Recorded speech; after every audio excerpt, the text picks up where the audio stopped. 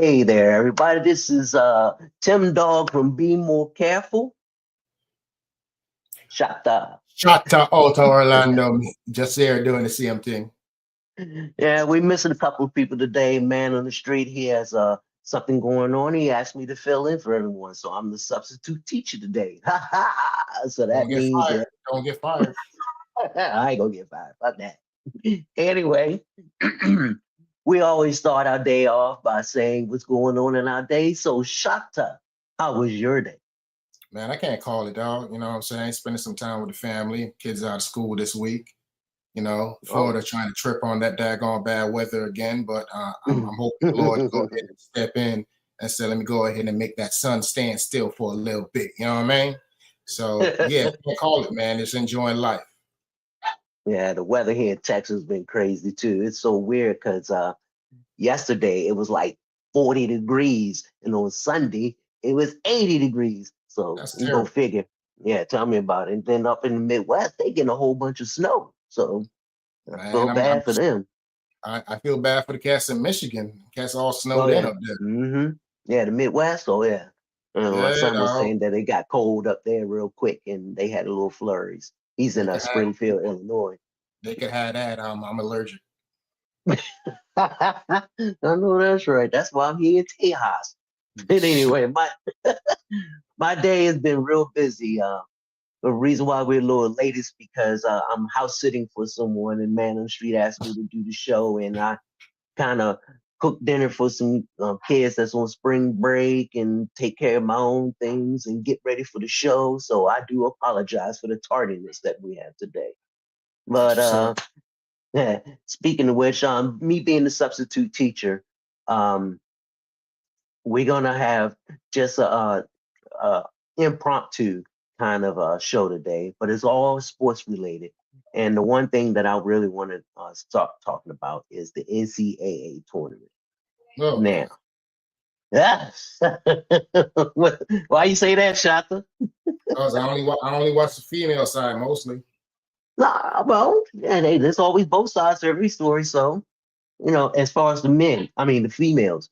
And I know you a UConn fan, so Come on I now. ain't even Born and raised, son. so I ain't even gonna ask you about them how they gonna be doing. But what do you think the chances are for the women and who may go to the championship or to the final four rather?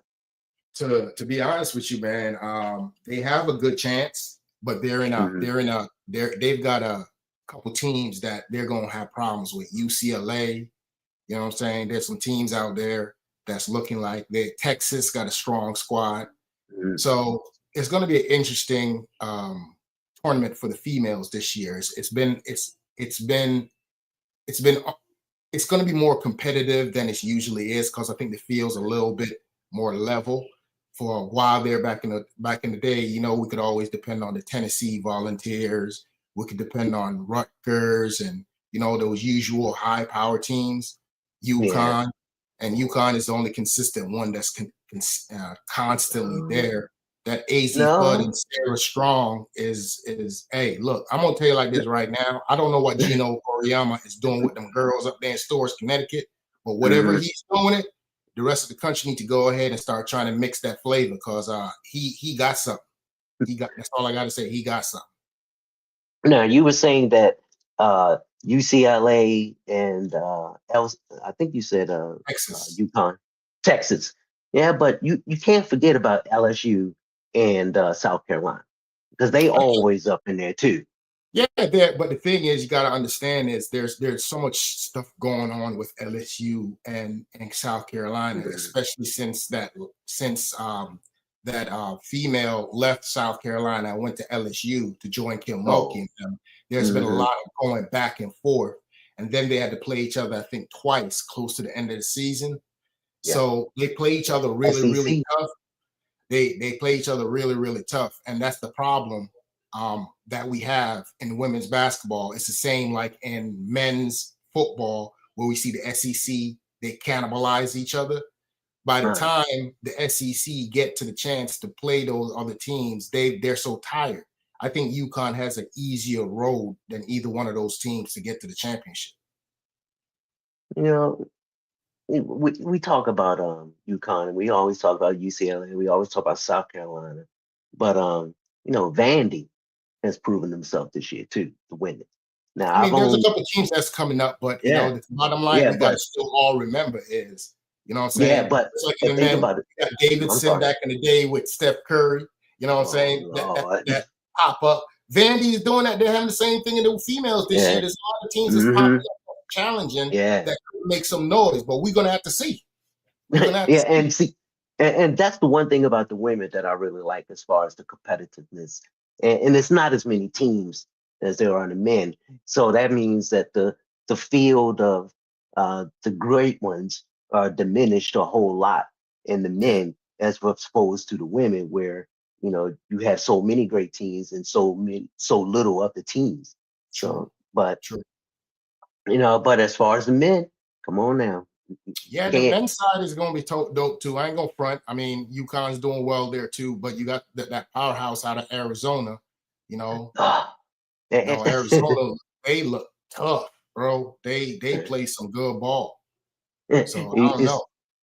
It's it's so funny you should say Arizona only because I was watching the Lakers game and the commentator, I forget his name, bald head dude.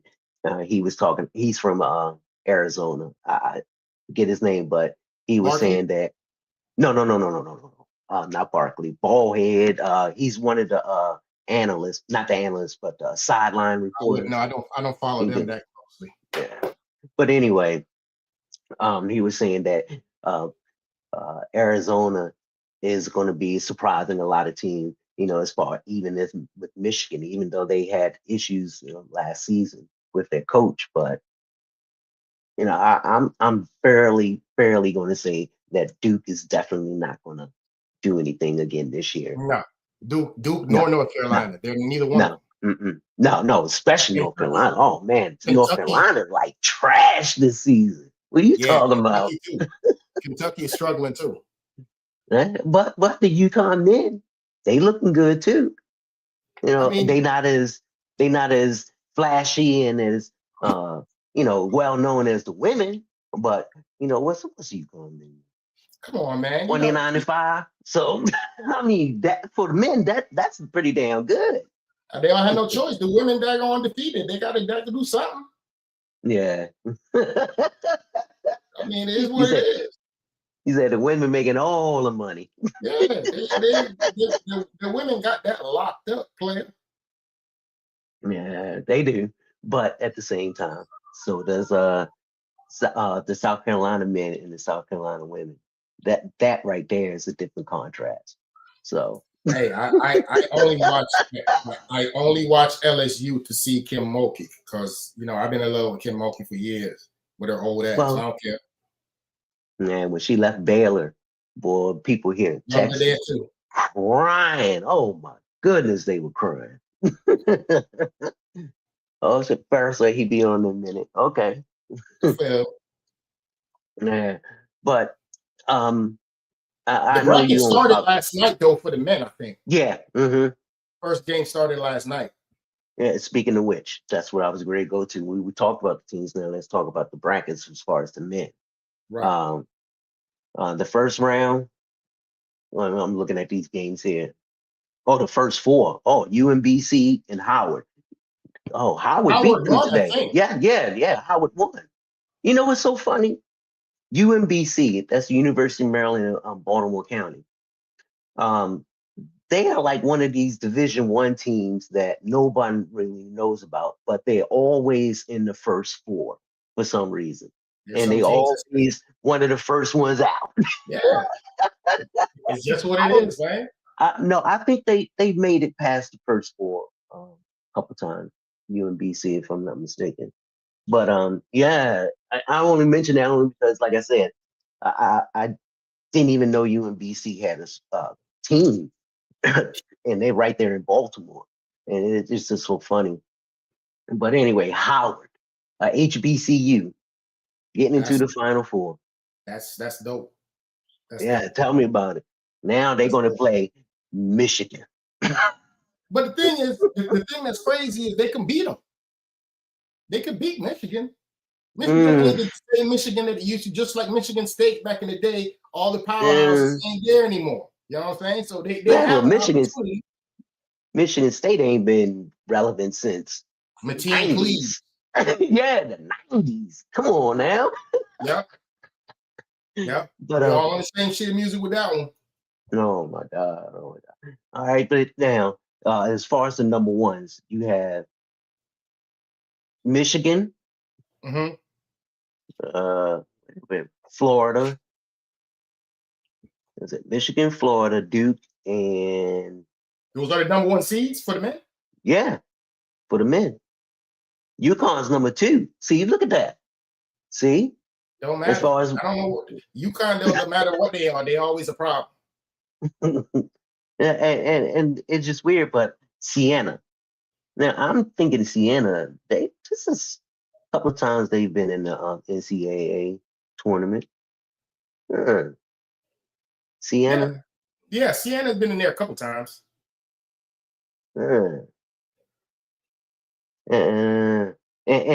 they playing once again a team that Duke, number one, they just gonna kill them. I'm sorry. They just gonna kill them. It's gonna be like those games that you win by 30 in the first round, and then you, and that's the only time they're just gonna kill them. Don't do that. Yeah, no. I'm sorry. Duke gonna kill them boys. That's all I'm gonna say about that. Duke gonna kill them boys. And then you have oh my goodness, my apologies. We already talked about Michigan. And Arizona. Oh, come on. That's where LeBron's son go. His son Bryce go there. Oh, LeBron's youngest son, Bronny's little brother, he goes to Arizona. He redshirted this year. Okay.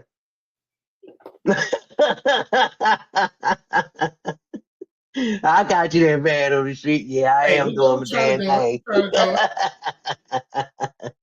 So we got Duke. Yep. At number 1. No, Florida. Florida number 1 in the South. Yeah, but they waiting for the win. Yeah, but Duke, Florida. I'm sorry, Michigan. Go ahead. Michigan and Midwest. Yeah, they playing Howard. Yeah. So it's coming together. Yeah, right now, Florida's waiting on the winner between Prairie View and Lehigh.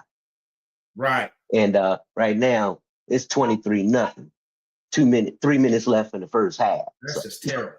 23-0. That sounds like a daggone UConn women game. What? 23-0. 23-0. I'm just saying. I don't make it up. I just call it out. But in all due respect, though, seeing that we're talking about NCAA bracket, men and women, do you actually feel like this is the March Madness still has the zeal across the country that it used to? No. Why you say that? Only, I mean, it doesn't have the same feel only because you always have those. Remember back in the day, you could follow a college player's career through college because they did 4 years and you know how they are. True. So my thing is, it's different because you don't have that talent that's staying in. So the teams don't have a chance to progress or become good like the North Carolinas and the Dukes back in the day, and the Michigan and the Michigan State, where, the students, they stayed 3-4 years and they perfected their craft and they come in the NBA, they ready. Not saying that right now, the students coming out aren't prepared, because there are some who are. Right. But then those who aren't, all they doing is flooding the market, with bad plays and wasted time. And then they can't go back to college. Well, they can now, as long as they don't get an agent. So, but my thing is, do you know how on our podcast we're always talking about how the NBA has lost its luster over the years? Do you think that's a contributing factor? Oh yeah. I personally feel like on the women's side, the women have to stay in school. I don't know Mm. why they're doing it, not doing the same thing with the men. Because for me personally, I can remember back in the day going to high school when March Madness came around. If you were anywhere close to any sport, teachers, students, I mean, everybody was on with March Madness. And no matter what you do, no matter what class you in, somebody's gonna sneak in, some teacher gonna sneak in either the radio or this little TV in the room so you can see the game. It was such a thing to bring people together, no matter where you were. Even when I was in high school, when March Madness came on, you could take the city bus and hear people on the bus talking about the March Madness. It's not. I think March Madness has kept its core audience, but for one thing, like Nana she said, yeah, a lot of these kids, they're running gun coming out of college, and the men. Everybody knows that women mature faster than men. And the fact that men are the ones coming out of college quickly because the media puts a focal point on them because of what they do in college. College and NBA is two different things. And I think that's where the NBA has lost a lot of its maturity, because you have so many young players under 25 and stuff in the NBA, and they're all on Twitter and all this stuff. They're not focused on the game. They're focused on NIL deals and what they could get for themselves. They're not worried about the team as a whole or a championship or establishing a culture. They're about themselves. Look at what's going on with Ja Morant. Look at, you know what I'm saying? Look at what's going on with all these players that come out. They're mad talented, but they have no maturity at all. Nope. You're right. And you're right as far as the maturity culture, where you have less talented, less I'm not going to say less home training, but less commitment, as you were saying. You know, they all about themselves. Correct. And that's where, you know, the one and dones come in and they ruin in the NBA. Because I don't want some of our listeners or our followers to misconstrue us. We're not saying that some of these players aren't deserving of what they're doing. They're good at their craft, but there's got to be a balance. You can't just go out there and just making money, doing a podcast, doing all these different things, signing with these NIL deals and doing all this other stuff. And then when you, back in the day, players coached, used to have people go to daggone watch the damn teams practice. That's how competitive it was. Yep. When Jordan that's when scouting was scouting. Yeah, when they got together, anytime they got together, they were balling. These guys get together now, what they want to do? Oh, yeah, dog. Hey, y'all see this? Y'all see this? Oh, yeah, they ain't. Oh, we don't want to see that. Go play basketball. That's just me, dog. No, you're right. And like I said, it's not all the one and dones. Cooper Flag. Yeah. I mean, he and a couple of other players who come straight. I mean, I'm just saying him because he's the latest phenom to come out. And Edge, what's his name? VJ Edgewood with Philly. And Edgecombe. I'm sorry, not Edgewood, Edgecombe, VJ Edgecombe. And those one and dones are exception to the rules. Whereas Cooper Flag, but was an exception to the rule too.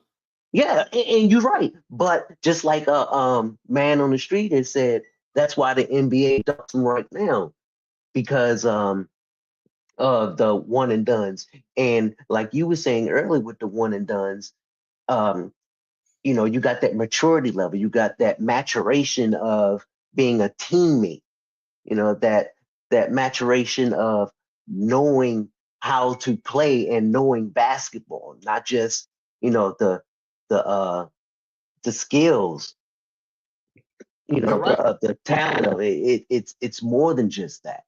Yep. But you know, it is what it is, man. We could only talk about it, but you know, we're gonna have a mic there, man, on the street. It's all about the almighty dollar nowadays, Pimp Juice. Oh yeah, you're right about that. You're right about that. And I would hate to say that, you know, the NBA with these huge contracts, with these non players, non-talented players, and that just boosts all the young kids' head. Oh, when I get into the NBA, I'm going to do this. When I get in the NBA, I'm going to do that. And you got that mentality of I'm going to make it. Whereas I think it's less than 10% of the less than 10% make it into the NBA. And out of that 10%, maybe 20 or 30% of them make it. So, I mean, it's a competitive league. And right now, you have people, I like the player. Don't get me wrong. I love his game. I just don't like his attitude. Anthony Edwards.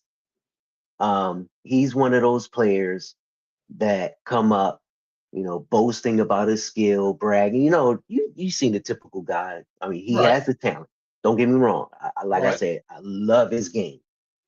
But when it comes to maturity and doing certain things in the game, that's where I see the lack of maturity. The way you handle certain situations. Yeah, he's listening to people now, as far as he's saying he's the face of the league. No, you can't make yourself the face of the league. I mean, Anthony Edwards, one thing about him, he has the talent and the skill to be the face of the league. I just watched earlier this week, he sat down with Obama and they went through this little thing when Obama was talking about opening his library down there in was it in I'm not sure, is it in Texas or is it in Chicago? In Chicago. Chicago. Yeah. Obama's opening his library. Yeah, his library got the gym in it. Yeah, and it's dope. But Anthony Edwards did a little thing with him earlier this week, and they were going back and forth. You know what I'm saying? I like the braggadociousness of Anthony Edwards, and I think he's a little bit more mature than Ja Morant. But at the same time, it's you could see the vast difference between the NBA we grew up with and the NBA now. You know what I'm saying? The NBA we grew up with was a staple in every household, dang near. You know what I'm saying? Yeah. Back when Brian Gumbel and all of them was doing it, it was ABC had games, NBC had games, CBS had games. You could always catch games on a Tuesday and this, that, and the other. But now, like I think Man on the Street, it was the one that brought it up. Now the field is so saturated with all these streaming services, everybody can't afford a streaming service. So I'm saying them spreading out. This is across all the sports, not just the NBA and NCAA. The streaming services are killing the game because everybody out there cannot afford to run a streaming service. When it was all cable and you had certain games on Saturdays and Sundays and Fridays and Tuesday night, at least people could come home, have dinner, and sit down and watch a game and enjoy the game and go to work. Now you got to come home and you got to go through 50 million games to figure out which one you go and watch. You know what I'm saying? It's just crazy. Right now, the NBA, as we said, they're hurting because the talent that's coming out of school, they're basically the same thing that people are talking about with these teachers having a hard time with students in middle school now. Students are, I saw this thing earlier this week with this teacher was so upset because she was getting into it with a parent. The kid comes to school with lip gloss, hair ties, this, that, and the other, but don't got no pencils or pens or don't have a computer. Why are you going to school for? It's the same kind of mentality that's killing all the other stuff in this country because there are people out there that forget that there has to be a structure, there has to be a foundation in order for these people to be successful. It makes no sense for you to go out there and get all this money and all this attention and have no mental capacity to handle it from financial and maturity side. It's killing all these cats, man. And the thing is, society is making it easier for all these athletes to become lazier and lazier. See how they changed the rules? Load management. What is load management? You're getting millions of dollars a year to go out there and dribble a ball, and you talking about you tired, bro? But that's only coming from but that's coming from the owners as far as the load management because There were Now, injuries. No. Hold on. Now, you heard what Steve Kerr said as far as the NBA. He wants to take away 10 games from the NBA because of like you were saying, load management. And the reason why he suggested, and the NBA definitely ain't gonna do it because of revenue and the money they're gonna lose. Not just the money that they're gonna lose, the money that the players are gonna lose if they delete 10 games, is that everyone's getting hurt, injuries. That's what the owners are talking about as far as injuries. I'm like, why take games away? Just extend the season if that's the problem. Don't take away the 82 games, the tradition of playing the game. And just like Steve Kerr said, he said that most players now, as you were saying, Shada, they don't condition themselves, they don't prepare themselves. A lot of them, they don't do that. So, and the game is a lot faster, a lot stronger, and more physical. Now, we talk about back in the day it was physical, yeah, but it's still physical regardless of what you say. Well, And the skill it might be physical, but it ain't nowhere close to what it was. No. See, now they can't hold fire to these cats. Now, every time somebody brings up, they physical, I'm just gonna mention the names: Bill Laimbeer. What you call it? Spreewell. You talking about Detroit? Just say the bad boys. Just say the bad boys. Pretty much. And every single one of those players actually had a big following in college while they were in college that transferred over into the NBA. And that's the thing. Another thing people don't even realize. A lot of our players from back then, it was basically, if you followed them in college, you go follow them in the NBA. Yep. You know what school they went to. You know what I'm saying? Right. Like I said, he representing UNLV. He representing UCLA. That's UConn. That's Kentucky. There's none of that no more. It's all, he's in what school he go to? What school he come from? Nobody don't know that no more. Oh, he went to Kansas for a year. He transferred, and he went into the portal and transferred, and then transferred again, and then he redshirted. Come on, man. It's too much. It's just too much. Well, it's just too much, man. Now, in defense of some of those players, and you were right as far as they thinking of themselves, because a lot of us grew up without. So if you have a talent, they want to exploit it, not just for themselves, but for their family. Right. And that being said, no, I understand. But you got to look at the good and the bad. The good in getting out early, yeah, you can take care of your family. You can maybe take care of your family. You could maybe do something that you like, buy a house, a car, but you definitely not going to get the advantage of, like we saying earlier, maturity. You're not going to get the example of someone who's going to be dedicated and hard work because they don't know what it is. All they trying to do is just fit in. True. And that's right now is the biggest thing that's really killing the NBA. Hey, Pharaoh. Sorry about that. We got Pharaoh back up in here. I apologize for calling you, man. I didn't know you. No, I thought Man on the Street was gonna let y'all know. I was getting my Vivid stuff updated and everything. Oh, so, yeah. The guy got here at 2:00. He's supposed to get here at 2 p.m. And that joker got here about 4:30, about 5 o'clock. I was like, shit. Yeah, so I was in the middle of taking a good nap too when he showed up. Well, like, damn it. Woke you up just for the show, huh? Hey, I mean, I was like, all I know is I wasn't gonna do you like Unc did Ocho this week because Ocho was over there tripping.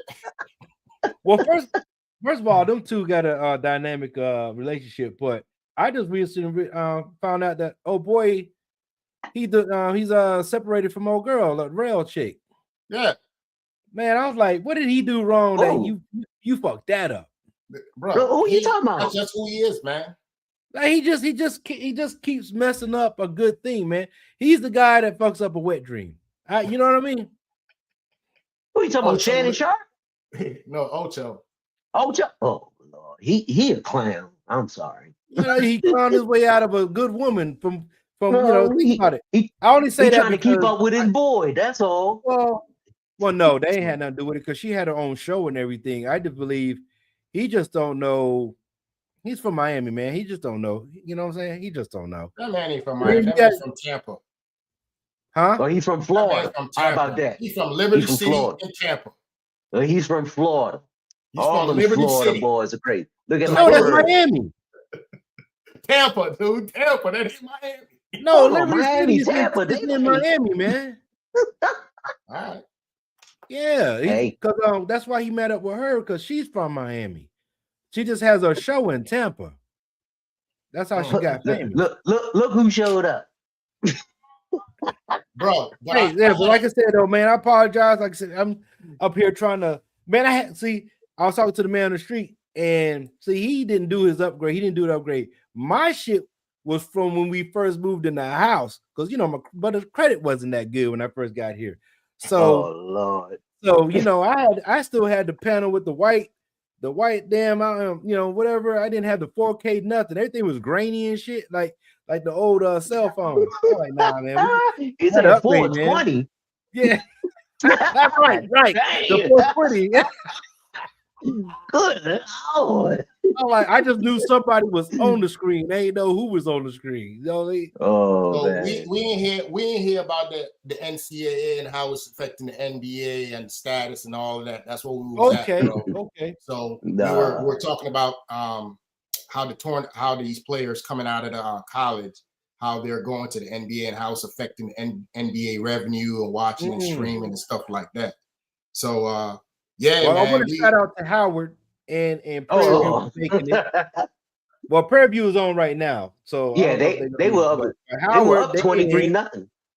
Yeah, so yeah, we kind of beat that one down, but I wanted to I know we kind of impromptu, but I wanted to ask about the whole thing what's going on in NFL, because one thing that happened in the NFL trade block this week that actually had me going like, whoa, was the trade from Jalen Waddle to the Broncos. Bro, wow. Really? Jalen Waddle was traded to the Broncos. Really? Listen to me. I don't know what the NFL is what some of these general managers are doing, but the Broncos just picked up Jalen Waddle and they picked up another receiver to make their offense more potent. But that's all they really needed. The team that I think so far has been winning the free agency market, I ain't going front. I don't know how it's going to translate, but the Raiders have made a lot of big, good moves, man. And I don't know. Have you been watching Washington? Washington had made defensive moves. But my thing is, all those moves that Washington made, and I watched that, all those moves that Washington made, they're still missing key pieces. Right. Like it's your team. So no. Well, I mean, no. You tell me. It's the line. Yeah, the offensive line, I think they're going to come back to that. But honestly, the defense has been a problem with Washington for the past 20 years. And the reason I say that is the last time Washington had a really good defense is when Sean Taylor was back there. That was the last really top 5 defense that was sustainable. Now, we had some recent flourishes, but that was the last really good, besides the Super Bowl winning defenses that they had. And that was just lovely to see. But after Sean Taylor, RP to him, that was the last time Washington had that type of defense. One person can make a difference. Y'all know that with Philadelphia when you had the X-Man. When Miami had Jason Taylor, the defensive end. When you have those key components with like Ray Lewis and Ed Reed, one or two people make a difference on defense, and it brings everybody up to a certain level. Now, offensively, I just think offensively, you got great talent or you just got a shitty coach with great talent. You know, that's what happened with the Ravens. They had a great offense, and I don't think the coaches know how to use them. I see. I mean, but you look at Belichick. Belichick didn't have no high names, but his offense flourished. So looking at Washington's additions, they added Oda Owe, defensive end, Leo Chanel, linebacker, and Chig Okonkwo from Tennessee. I think Chig is a big pickup for Washington because they've had issues with tight ends for the last 15 years. Absolutely. They can't stay healthy. They can't keep a healthy tight end. They lost Jacob Martin, Chris Rodriguez, and Noah Igbone. So that's about it for Washington right now. No, defense. They got Cross from Indianapolis. They got the linebacker that won the Super Bowl. He got a weird name. Is a white dude. He got a weird name. They picked him up. He just signed, and they got a corner. Man, all I know is y'all teams are making moves, but this Tampa Bay Buccaneers team, that's mine. Yeah. I don't know what they're doing because they traded Mike Evans away. And my thing is Mike Evans is an over 6 foot wide receiver that could pretty much high point the ball. We didn't have nothing to replace that. I mean, we got Chris Godwin over there. As good as Chris Godwin is a third down receiver. Who are we going to use to go ahead and help the rookie to stretch the field and give us something to do? Baker Mayfield needs all the help he could get. So I don't know why Tampa Bay don't go out there and get every receiver. AJ Brown is out there. Man, pay that man. Get him. I don't know what you general manager is thinking about. Y'all not gonna give up 2 first rounders for AJ Brown, man. Go get that up. No, nobody's gonna give up 2 first rounders for AJ Brown. But hey, I didn't come on to interrupt y'all show, man. Yeah, I just came on for that, man. I'm not trolling because I wanted to be on, but I got something else I got to take care of. I just want to jump on quick, like, because the conversation that you and Shadow was having before Farrell came on, and then once Farrell came on, man, it was a great conversation. It just shows that when one person is not on, the show still goes on. So I just want to come on and just shout y'all fellas out for keeping the show going and doing a great damn job. See, what you expect? You thought I was about to say some dumb shit, but just for that you get the motherfucker, and you also get the this bitch is crazy, and you're gonna get the you crazy. Yeah, I just shouting y'all out, man. Cause I thought y'all had a great conversation going. When Farrell got on and made the conversation even better. But fellas, man, keep doing your damn thing, and this is what it takes, man. And for the people that's watching us on YouTube and watching us on Facebook, like I say, we're like Voltron. Hey, when we come together, when we separate, we can all do our damn thing. But when we come together, we form Voltron. So great conversation, fellas. Keep it going. Keep it. Y'all keep it going. Man. I'm gonna watch the show on the repeat. So hey, I got another question. So, what do y'all think about the move Seattle giving up your boy Walker after the Super Bowl? Trade, you go ahead in free agency. They went ahead and gave Walker away, man. What y'all think about him? Kenneth Walker, the third. Yeah, he's about Seattle. Yeah, they went ahead and gave him up. Gave him to the Chiefs, I think. I think Isaiah Pacheco went to the Lions. And I'm like, the Chiefs are making some moves, but I don't understand why they're bringing back old ass Travis Kelce. I think he had something. I think last year was just, I don't know. I guess it was a how you said, what kind of year was that? It was a bad year. It was a bad year because he was more so involved with his woman than he was with football. Yeah. So I think distracted. I think he wants. So my thing is, what's going to make this year different? Because if they making moves, I think they want to make a run for the Super Bowl one more time. And with Travis, with him, because old boy got hurt toward the end of last season, so that was just a jack. He didn't get hurt. His feelings got hurt. That's about it. No, I'm talking about what's the name? Mahomes got hurt. Yeah, we know that. He's still recovering, but at the same time, that's why they probably went and got Justin Fields too. That's true, but Justin Fields is daggone injury prone himself. Yeah, but I think he's just a bigger, more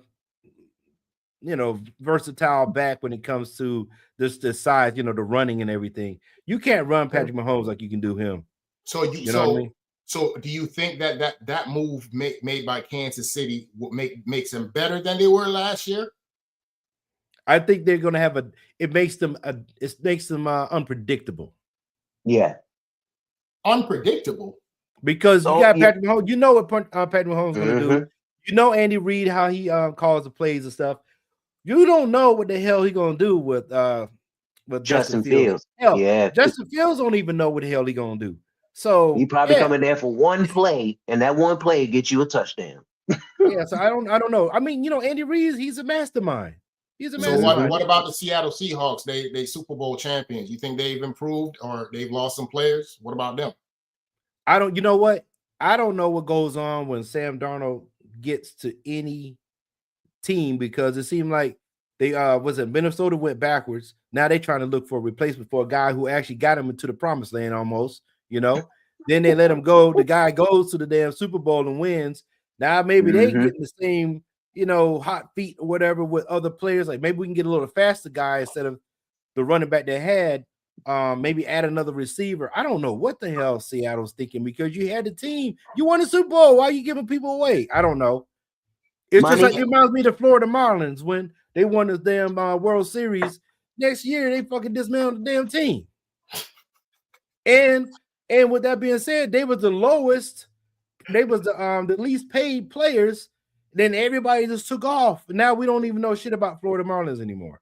In retrospect to the comments you just made, I think that was just one of those. The owners and the general managers got their payday, and they were happy with that. And they were just it happened with Washington. It happened with the Nationals. Dusty Baker kept them in the damn playoffs. Right. Then I know we're talking about football, but then he goes and they released Dusty Baker. He goes to Houston, wins the World Series. The guy that replaced Dusty Baker had Dusty Baker's old team. The catalyst was getting rid of Bryce Harper. When he got rid of Bryce Harper, the team jailed. I mean, So you think that some of these teams get rid of some of these players that are high-profile players? You think they're getting rid of them because of money or because of making the team better? I think everybody tries to take the Bill Belichick approach in getting players. You can get that one or two high-profile people, but you keep good players with a good system. Average players with a good system. Everybody excels. The only time that they're except for Dallas. Well, Dallas is their own Achilles heel. You know that. They're their own Achilles heel. And it was Washington and the Raiders for a long time. Right. Because the owners were trash. And the Raiders are still up for debate. But speaking of Dallas, Raiders still are. Has Dallas made any moves that anybody seen that's worthy to make them better, competitive this year? You remember they got that linebacker that's supposed to be so good, and man, it's Jerry Jones, man. There's no good move with him. All I know is Jerry Jones don't have a good record with releasing players because he let go of his daggone linebacker and he went to Seattle and won a Super Bowl. DeMarcus Lawrence. Yeah. Well, and he made a comment about that, right? Yeah. Because Michael Parsons had something to say, but he's in the goddamn wheelchair at the Pro Bowl. He can't even participate. So what the fuck are you talking about? Well, it is what it is, man. But here's a lot of moves that are making in the NFL that makes me scratch my head. That makes me like, why are you doing that? But it's going to be an interesting year with a lot of coaches and a lot of new teams trying to make it do what it do. But I don't know what the heck the Eagles are doing with A.J. Brown. I don't know if he's a cancer in the locker room or what, but they can't seem, him and Max Crosby seem to be the one holding up the free agency market right now. And I don't understand how two players could create such a log jam in the whole movement.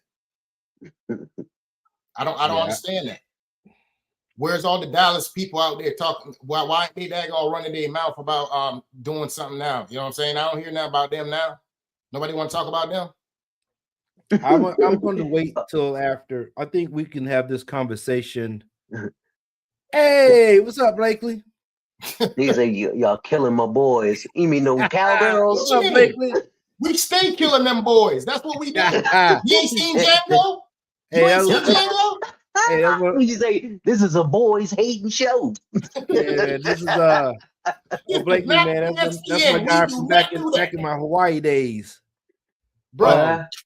Well, welcome to the show, Mr. Blakely. Let's wait till the middle of April when they do the NFL draft, and we can have. Speaking of the NFL draft, who's coming out of the draft worth anything? When has anybody come out the draft in the past 3 years? That's a very good point. Name somebody. Give me somebody hot in the last 3 seasons from college. I digress. Because this, like I said, well, you know, what Donnie T. Rump says, you know, he wants the NIL is killing college football, but we know why he's talking about that. Yeah, because the black players getting paid.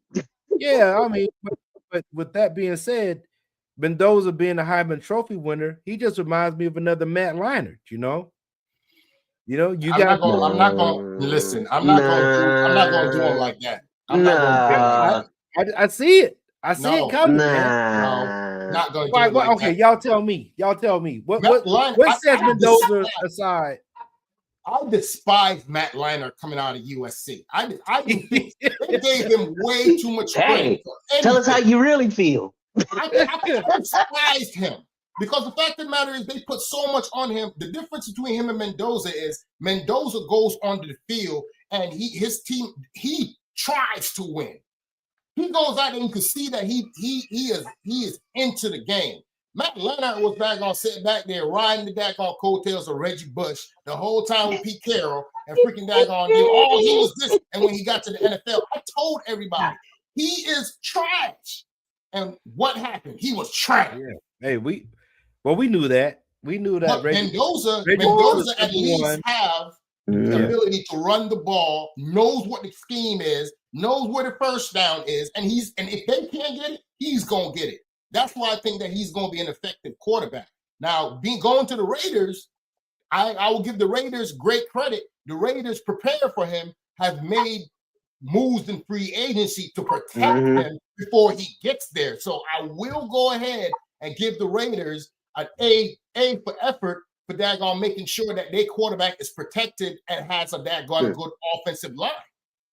Hey, Shot, I don't mean to cut you off, but Prairie View and Lehigh, that game's 37-33. Yeah. It was 23-0. Come on now. Yeah. Hey, listen, there's always going to be one team that's going to get into the tournament that's not ready. That's all it's going to be. We're going to have one UMBC, was it? Yeah, that's UMBC. They just not ready. But speaking of the tournament, so did y'all check out the World Baseball Tournament? So how ironic is this ending? I just need to know. That's an ironic ending. Now I know my girl Irene, if she's out there listening, she's Venezuelan, so I know she was all happy and everything. But how ironic that Venezuela wins over the United States after what recently happened. Same thing, bro. Right? Because the same thing. 2-1 or 3-2. There's a 1-run win, regardless. Yeah, but I like that series though. I like that for baseball.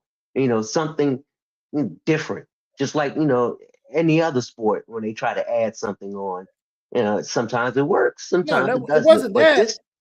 It wasn't that. It's the United States was merely in the damn championship game based off of points of two teams prior to that because they lost. Correct. Remember? Well, see, that's the point system, and I mean that's the one thing. I mean, you're going to critique something about it, then that probably wouldn't be a good way to advance by the point system, because then if you are on the outside looking in, you're depending on somebody else to do something instead of you doing it yourself.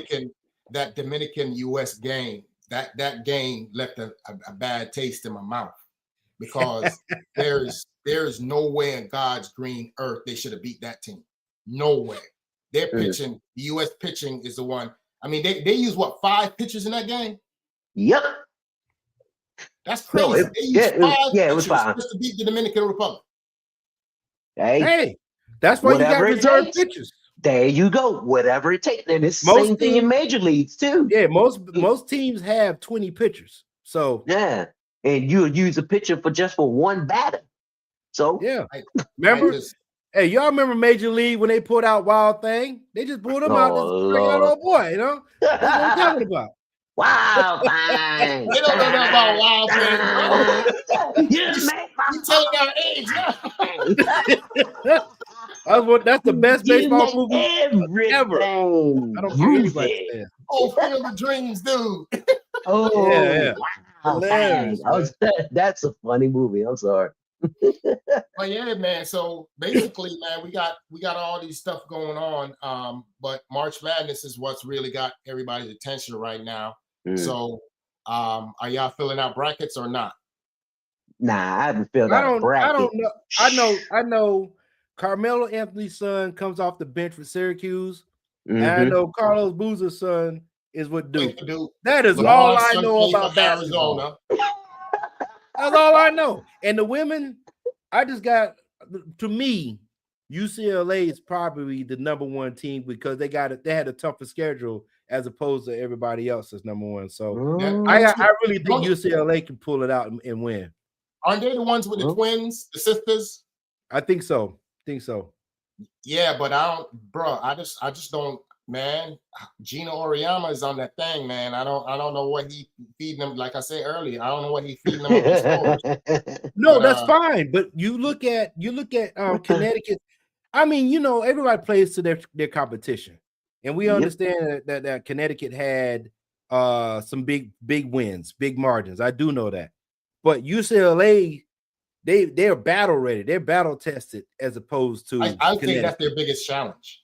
Yeah. So if they make it, I think it could be UConn and UCLA in the finals. That's just what I'm thinking.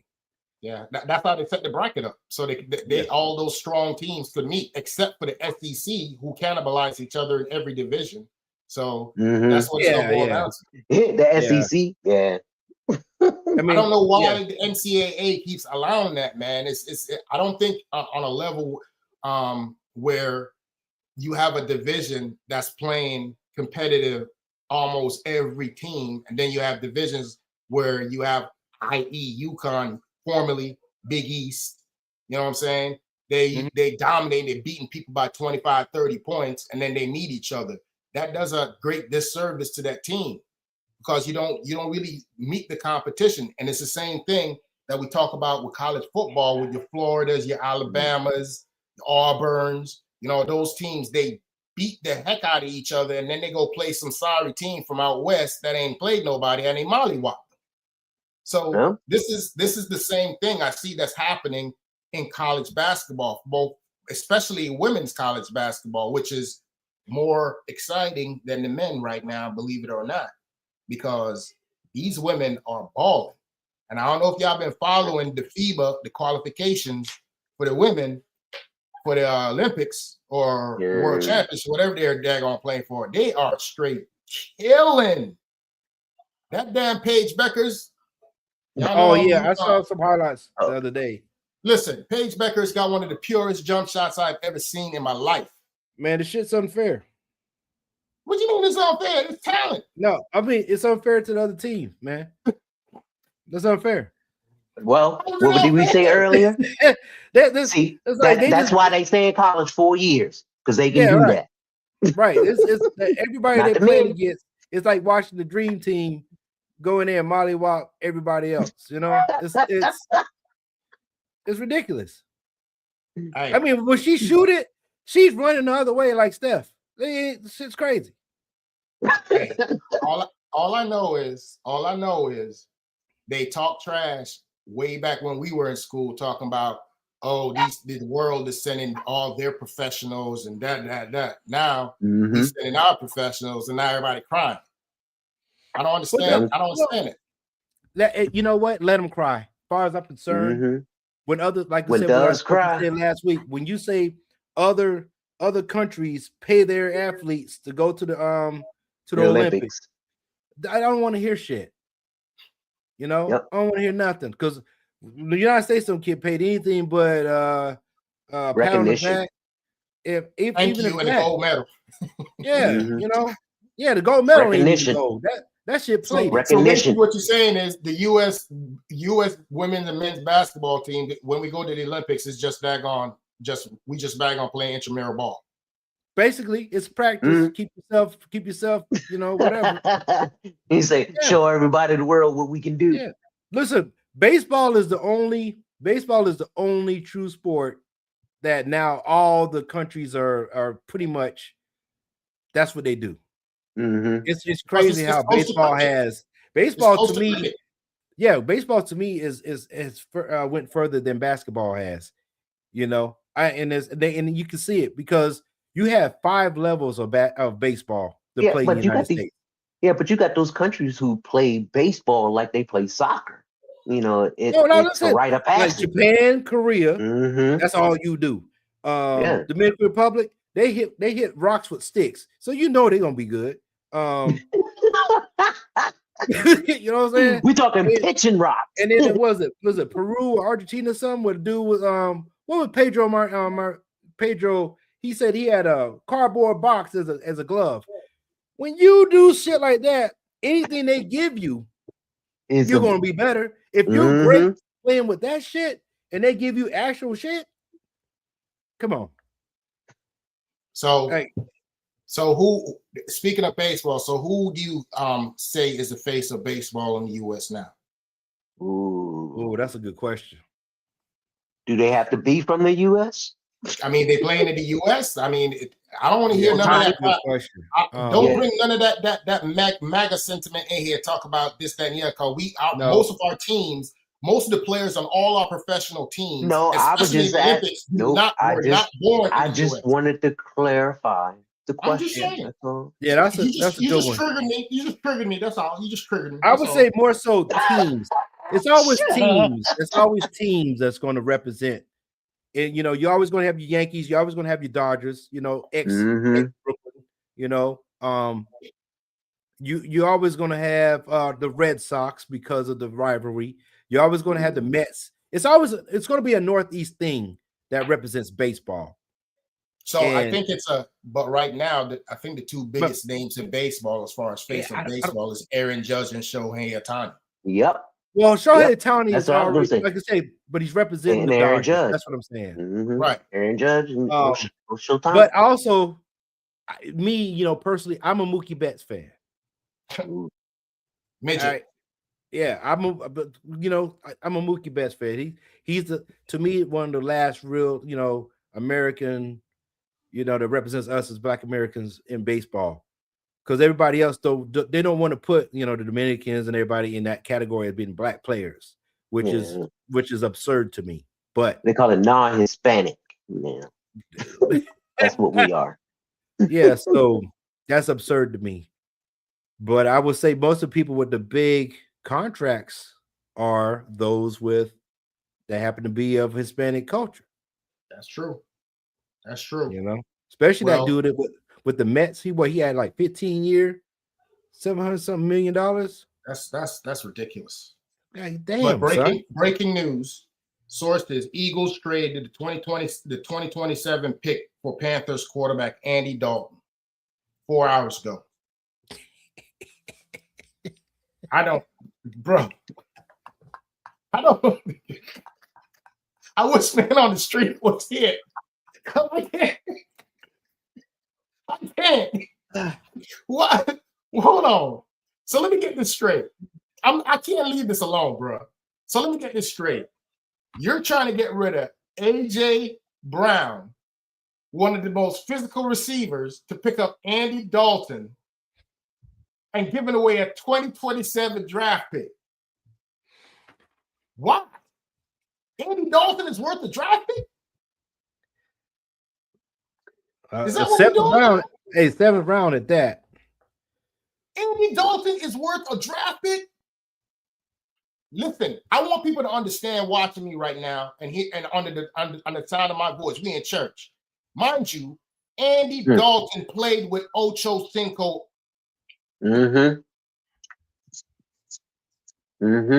He part of the geriatric club. just like Phillip Rivers. Andy Dalton played under Eric Bieniemy when he was daggone just doing it to coaching in Cincinnati. Hey. Yeah. And the Eagles are giving up a draft pick to pick him up as a backup for freaking daggone Jalen. Are you kidding me? What round is it? They giving up? They didn't tell us what round. They just seventh round. Seventh. Good Lord. That's all he's worth? No, he's not worth the draft pick.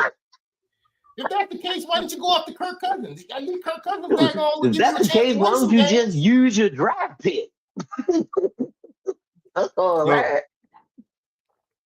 Listen, I don't know what the NFL is doing, but what y'all what other subjects y'all want to tackle, fellas?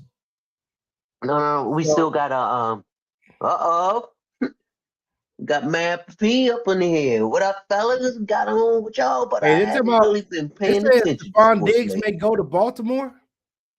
Who? Say what? Stephon Diggs may go to Baltimore.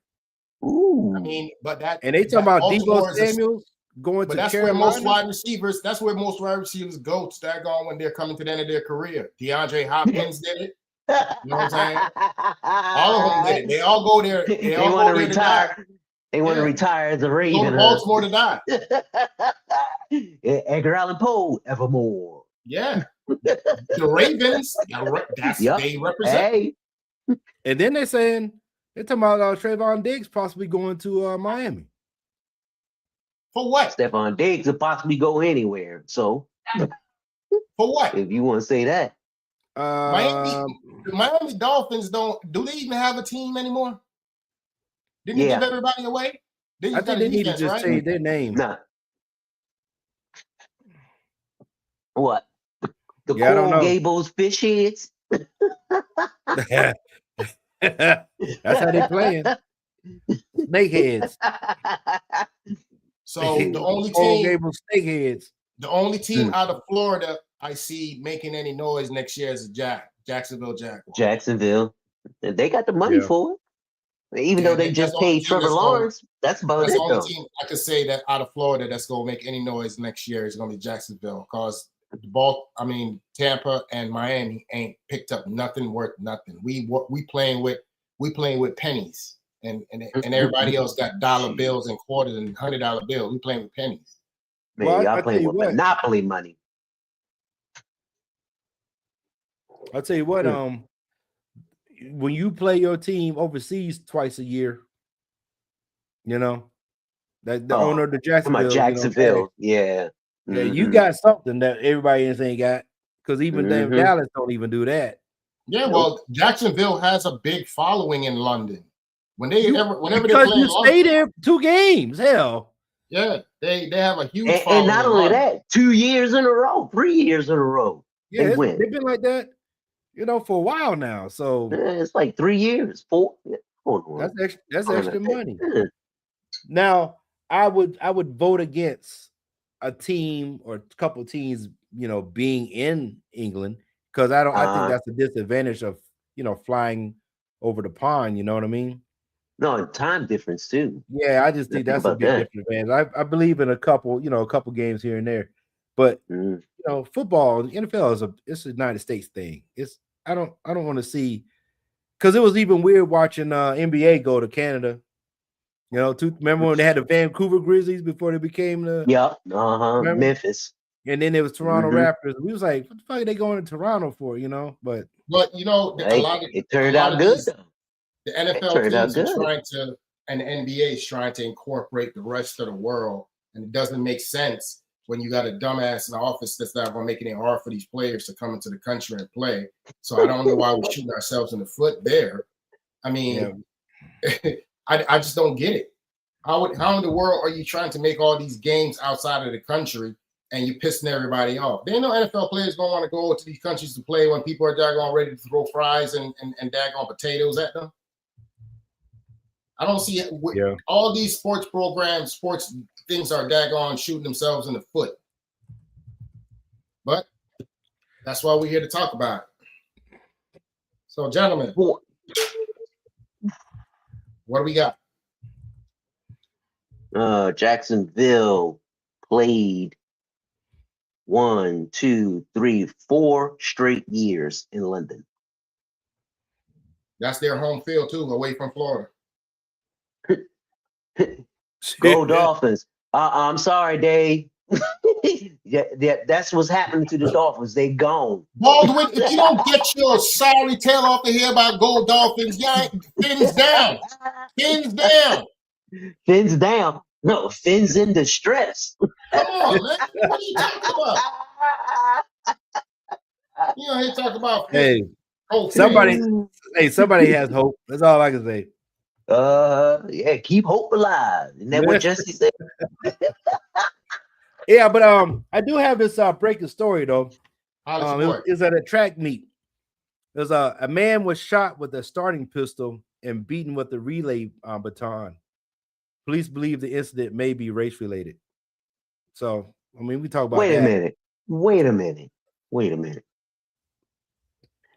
You get shot with the starter pistol and then pistol whip with the baton. No, I said beaten with the relay baton. It doesn't matter. Pistol whip. How does that happen in one? How does that happen? Tell him it was a joke.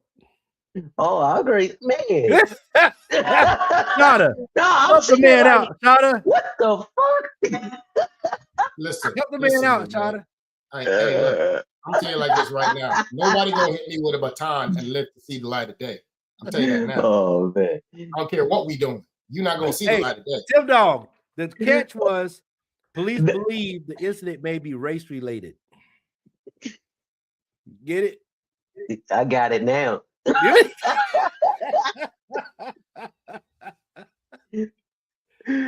you say, "Oh, I got an interesting story right here." Man, Professor, what's good, bro?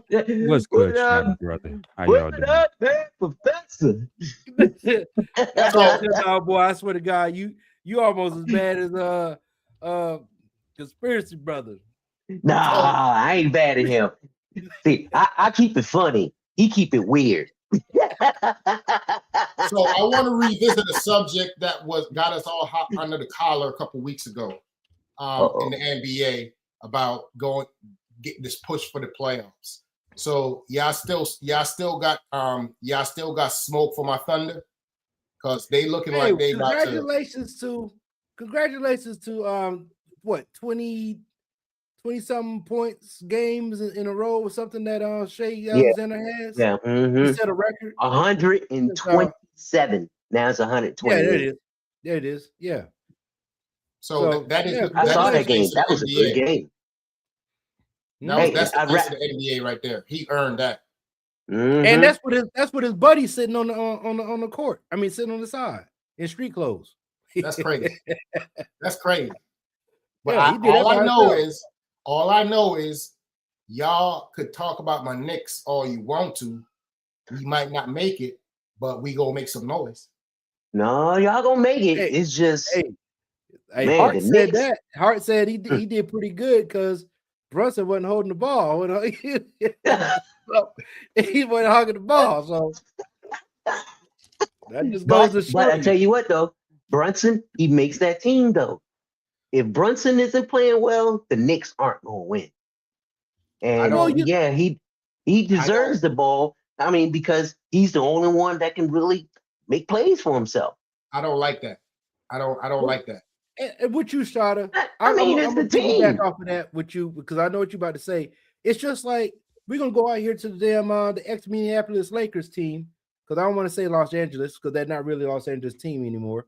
And whenever Bron is not on the court, they seem to be gelling. No, whenever Luka's not on the court.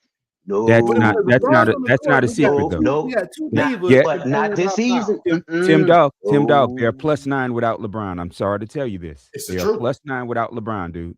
Yeah. No, they may be +9 without LeBron, but the Lakers gel well. No, I'm saying that the Lakers gel well when Luka not on the court. No, bullshit. Oh, hell no, when Luka's on the court, their defense and their offense. I mean, when Luka's on the court without LeBron, their defense and offense is better, bro. Yeah, I'm Luka sorry. Not with Luka, LeBron's not on the court. Yeah.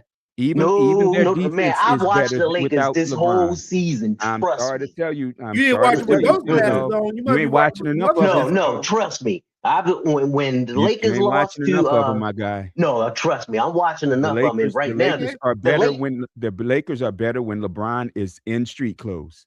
And that's I'm not saying that's not what I'm saying. They may be better when he's street clothes, but the Lakers are a lot better when Luka passes. No, they're the ball. not, dude. When it's not Luka, they're only +3, I believe. Nah. Without LeBron, y'all not watching the game this season. Y'all not watching the game this season. No, you watch one game and saw that? No, bro. That is the stats. That is the stats. Why do you stats think don't I lie. said what I said? Because I have seen the game. Like LeBron, GOAT status. Y'all just focus on LeBron too much, and that is not LeBron's team this season. It never not. Since Luka got there. It hasn't been LeBron's team since Anthony Davis was there, bro. Exactly. I'm just saying, LeBron ain't running nothing but his mouth right now, and being on the team. That's the only thing he running, other than his temper when he don't get a foul call. I mean, and that's a fact. But like I said, since Anthony Davis got there, it hasn't been LeBron's team. So, like I said, to say that Luka's the issue, Luka's the main reason they win. Yeah, he the main reason win because Luka take the most shots on the whole team. Because he's the best. That's what I'm saying. He has to. Why? Because he's their best offensive weapon. Y'all just contradicting yourselves. I said he's their best offensive weapon. He plays better. The whole team plays better without LeBron. They have, dude. That is why in the beginning of the season, when LeBron missed the first month, they had only lost 3 games. The season. Man, we got less than 15 games left in the season. 15 games left. You talking about the beginning of the season? Bro, I'm saying when LeBron missed the beginning of the season, they only had lost 3 or 4 games. He came in, they immediately lost 3 straight. Then with him in the lineup as the number 1 option, they keep losing. The only time, the best victory they had this year, he's not anymore. He's never been this season. They finally demoted him to a 3rd option. Y'all need to watch the games. That's what I'm telling y'all. Bro. Y'all not watching the games. He's even stopped bringing the ball up the court now, guy.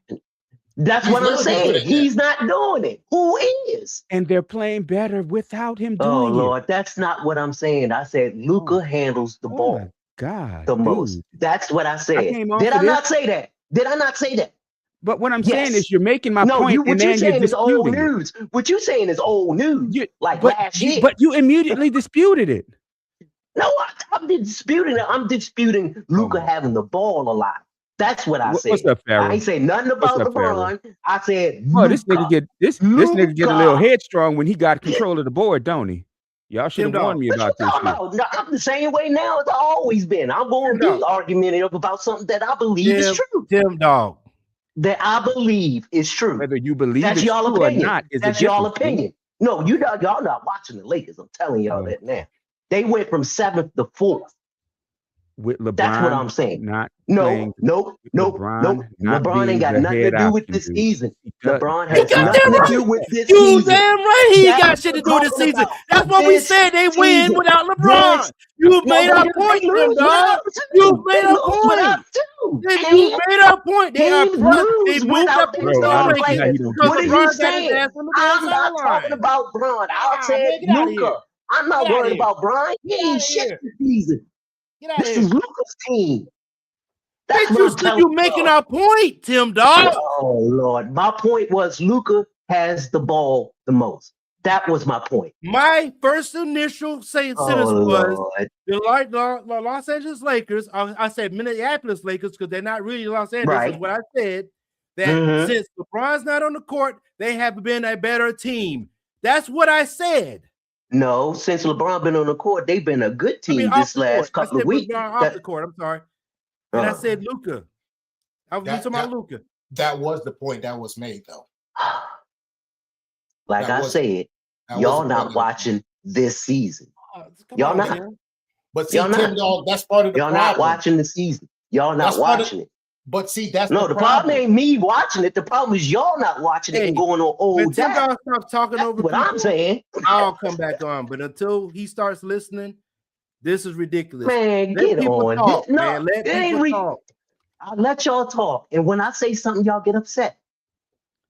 So let's move on. Let's move it on. Let's move it on. Because I'm going to agree what I say, and y'all going to agree what y'all going to say. Y'all haven't watched the Lakers this season. So y'all haven't watched the Lakers this season. Y'all haven't. 3 people are wrong on this. Oh Lord, y'all right about last season, not this season. Nobody says shit about last season. Right. No, that's what y'all talking about. Those stats that y'all talking about. Okay, man, get out of here. That's just no. Where y'all need to go. Appreciate it. That's where y'all wrong. I ain't give a shit. You got upset, not me. I'm not upset. I'm the biggest fan. Because he backed me up for what I said. Do I look upset?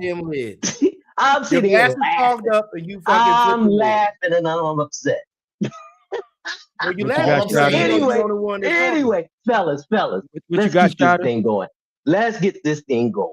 Y'all beating a dead horse. Shouter had something to say. But you don't. Your show. What's the next subject? Oh no! Don't get condescending there, Shada. Don't even do that. That's unbecoming of you. What are you talking? We were talking. Hold on. We were talking about the NBA and the NCAA and the way the college players who haven't really been in the NBA, in college for a year, how detrimental or advantageous is that to the NBA? Now, we've all said that March Madness is not what it used to be. And why is that? We'd all discussed it. It could be what? Shata? I'm just saying for March Madness, like I said, it definitely affects the NBA. Oh, there you go. Like I stated at the outset, the players are going to college just so they could get exposure, get an NIL deal to hop to the NBA. Period. They're not going to college nowadays to learn the game to become better in the NBA for longevity. They're coming in to make as much money as quickly as possible and hopping in and hop out. And that's what's killing the NBA right now. Period. Now, but there are some advantages. Not advantage. There are some players who, they defy the odds. How many players do that? Not like we talked about earlier. Not many at all. So what should the NBA do about that? If they should do anything? Do the same thing they did with females in the NCAA. Make them stay in school, get some more maturity about them, understand the game, understand the court, how to conduct themselves, win or lose, and how to compose themselves. Do you know that the NBA had the fights that happen in the NBA now happen more frequently than ever before? You know why that is? We talk maturity, understanding the game, and getting used to playing with teammates. If you only in the NCAA for a year, how are you going to learn how to play with other players? But it's the same issue. But they're having the same issue in the NBA. Players are going to a team and they're not getting paid their amount, so they don't play. They load management. They sit on the bench collecting money, and the team don't gel. So what's the same difference? You go from college where they let you do whatever. You know what I'm saying? I'm sorry. In college, they have more structured. But in the NBA, you're talking about being exposed to the world on TV under the banner, and then you're daggone getting all this attention. But at the same time, you're not doing anything that's going to elevate the game itself. I think we've talked about that over and over with the 3-point shot. Yeah. Everybody was tired of everybody trying to move it back. Shooting the three. That's the very reason we talked about why the female game is daggone more enjoyable to watch, because you're not going to get the same thing every single night. They actually have plays. They run sets. They do whatever. The NBA, it's just like, oh, I'm going to isolate and go ahead and take this dude one-on-one, or I'm going to dunk, and I'm going to go ahead and shoot this three. I'm going to pull a Steph Curry. I mean, for a whole year, we talked about people shooting from the logo. Right. Everybody want to be Steph Curry. Come on, man. Really? The logo? Everybody want to be Steph. All I'm saying you sound like a commercial. All I know is the NBA has lost its luster, and a lot of these players that's coming out of college right now just don't have the gumption or the wherewithal or the self-awareness to understand that they have a responsibility to the game and to the authenticity of the game and elevating the game to keep the game going for future generations. They're not looking at it like that. They want the here and now, right now, and that's it.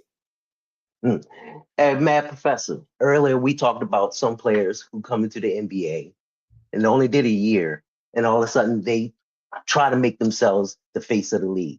I was saying Anthony Edwards, because to me, he was going around saying, I'm the face of the league. And we all know when you become the face of the league, it's not you who does it. It's the fans, the players, and everyone else. I mean, you know when you're the face of the league. SGA. To me, he would be a perfect person that would be a face of the league. He's humble. He's very talented. And you don't hear any bad shit going on with him other than he has a lot of clothes. That's about it. At least that's what I heard. Well, so what do you think?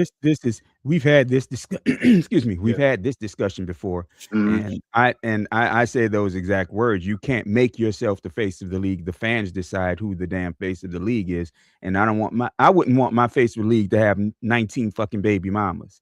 So right. Anthony Edwards is out. I'm sorry, you ain't the face of the league. You're the face of fucking child support court. That's whose face you are. So he could never be the fucking face of the league. No, what I'm saying is his maturity. Him having so many babies mamas shows his lack of maturity. I mean, that is a known damn fact there. I mean, that's just like Elon Musk, dumbass. I mean, all these baby mamas, you ain't procreating, you ain't fucking populating the planet. You're just passing along your fucking retarded ass seed. And I'm sorry people get offended by that goddamn word, but you just passing along your damn seed. That's all you're doing. And Ant Edwards is the same goddamn way. All he doing is passing along his seed for no fucking apparent reason. Dude, you ain't superior in nothing. You was born to be genetically tall and athletic. That was it. You're not elite. He's not a leader at all, which is why Minnesota can barely go past the second round. I mean, come on, dude. You garbage. I can't. I have no rebuttal. And no, would you say where's Adidas? That's automatically automatically disqualifies you. Get out of here. Anthony Edwards doing what he's doing and not on the basketball court is called a fucking deadbeat. So why should he be called anything different? I have nothing. Did y'all see the movie that he was in? It had the comedian. He was like a scout, and he recruited this dude from I think it was Europe somewhere, and he was trying to get him in the NBA, and he had to play a game, and Anthony Edwards was one of the players that was antagonizing him, while he was dribbling. He said something, Anthony Edwards said something about the player's daughter, and the player got upset. And every time I see Anthony Edwards now, I that's what I see. That movie. I don't know if any of you seen it or not. No. He actually talks about other people's wives and shit. So that was him. That wasn't a reenactment. That's what the fuck he does. Like I said, when I see that movie, and every time I look at him, that's what I see. That movie. The only thing that's interesting about that, you couldn't do that back in the day. You said talk about somebody's wife on the court. That's a fight immediately. Somebody's waiting for you outside the locker room. There's a certain flow that you carry amongst yourself. Yeah, you carry it amongst yourself when you're out Chris Child will fight you right there in the damn middle of the circle, the jump. Hey, we don't do that. We're gonna wait for you outside the locker room. You got something to say about my wife and my girl, dog? We gonna have words. Period. That's all it is. That's what. Yeah, you remember when Carmelo Anthony was hot at what was that? When he waited? Oh, Kevin Garnett after the game, he followed him to the bus. Oh. That was what, 2 seasons? No, was that 2 seasons or last year? No, that was a while back. That's been a while back now. But I'm just saying that happened when Carmelo Anthony, he was hot, Man, hey, you waited for the bus. He went to the bus. He got dressed before everybody else did and was waiting for damn Kevin Garnett. But that's what I was thinking about. Look what his wife doing now. No, what I'm thinking about is what John Morant and his entourage did after a game. Stupidity. Yeah, that's what I'm thinking about. We don't consider him anything right anymore. Nah. John Morant has been already. That's terrible. That's just a waste of talent. Well, he did it. He did it. He allowed his father and antics to ruin him. So, and his shoes even more trash. He got the worst shoes on the market. So, thankfully, I haven't seen. They gonna go straight to penniless or payless. Payless. Well, Payless don't exist no more, so they're going straight to fucking third world countries. Shoe department. Just like, hey, they're gonna follow all the jerseys of the losers of the Super Bowl. They're gonna be in the same package going to that whatever country. So everybody got a chance to address. Are you serious? Their football team, Matt Professor. So tell us what's going on with the Saints down there? Honestly, I kind of quietly like what they've done signing Travis Etienne or Etienne, however you say you want to pronounce his name. There, so well, my thing is, he want to change how people say his name after fucking 5 years in the league, bro. Come on now, you're Etienne and leave it alone. You're Etienne, bro. You've been Etienne since Clemson. Just go ahead, and shut the fuck up. Now. Right. I do like. Yeah, what do you think now? He want to get politically correct. Right. I do like them. I also do like them signing that guard from Buffalo, Edwards. I like him. He's pretty solid. Like I said, they've not spent a whole lot of money, but what they've done is pretty solid. The only thing I don't care for, but I understand it, is letting Demario Davis go back to New York. I don't care for it, but I do understand it because I think Caden Ellis is a decent player, and the Saints drafted him. Slow down, what's wrong? They got rid of who? Demario Davis. You talking about old boy that daggone wear the sleeve? Yeah, they let him go back to New York. Well, remember that he came from New York 10 years ago, so they just let him go back home. The only reason I'm saying that is because he's so intrinsic in the culture, But it goes to the old adage: it's better to let someone go a year early than keep them a year too long. And honestly, remember last year coming into the season, I was saying I don't know if Demario Davis was long for the team because he's older. I didn't think he covered the field as well as he had, but he proved my ass wrong because he was all over the place last year. And if I remember right, he's the second leading tackler on the team. Yes, he was. So, like I said, I didn't care for that, but I understood it. I understand it completely. And then they signed Caden Ellis, who the Saints drafted and let go to Atlanta a few years ago because they couldn't afford to keep him. Now they got him back.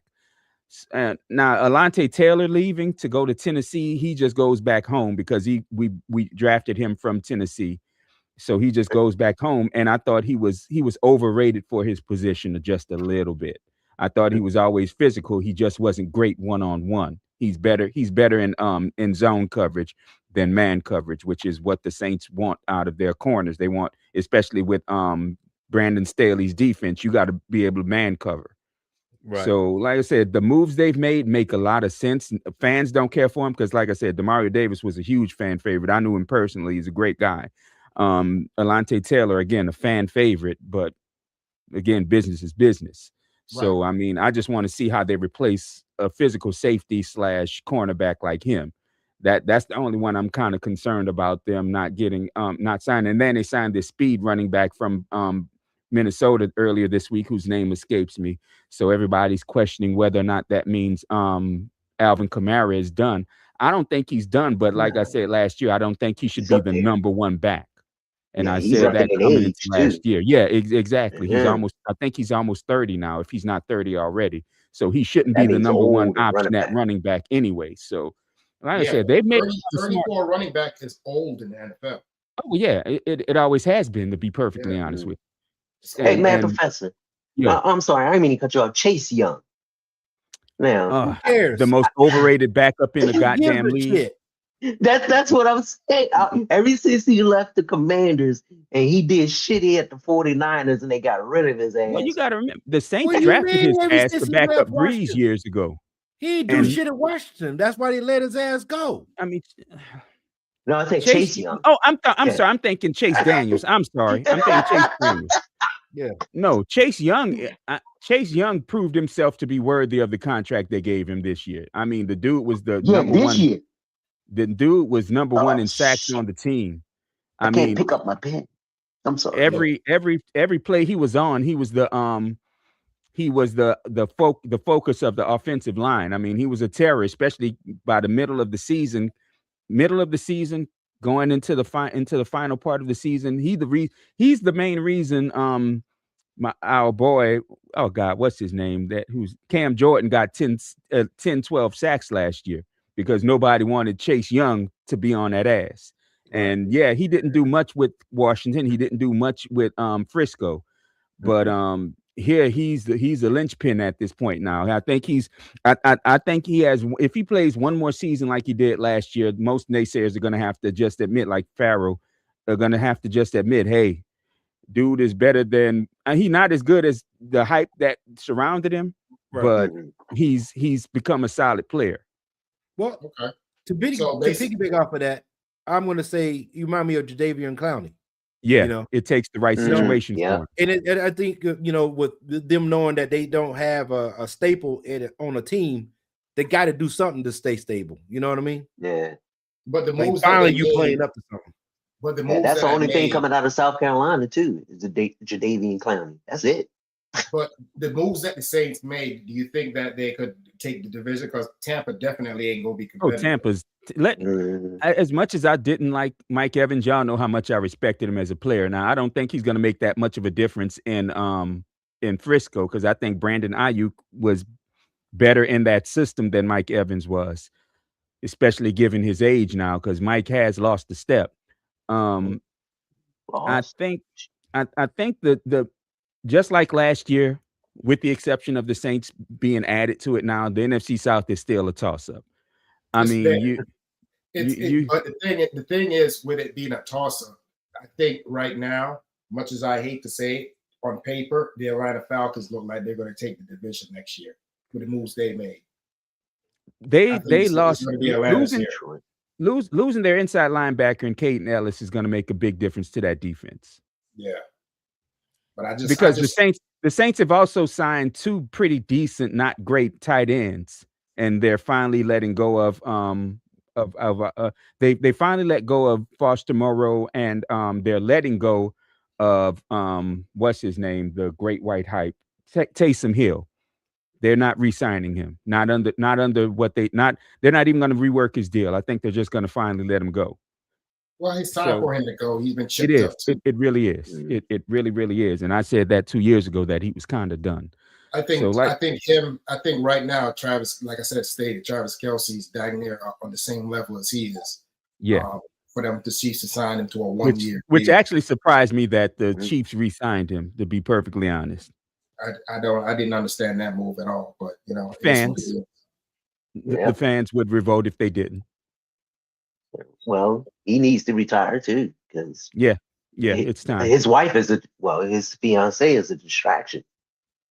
That's what everyone's saying. Well, I'm not gonna say that much. Because they're like Patrick Mahomes' wife is far more politically out there than Taylor Swift. But like I said, Travis Kelce, with Travis Kelce, if y'all notice, played better as an offensive weapon with the cheetah in the fold.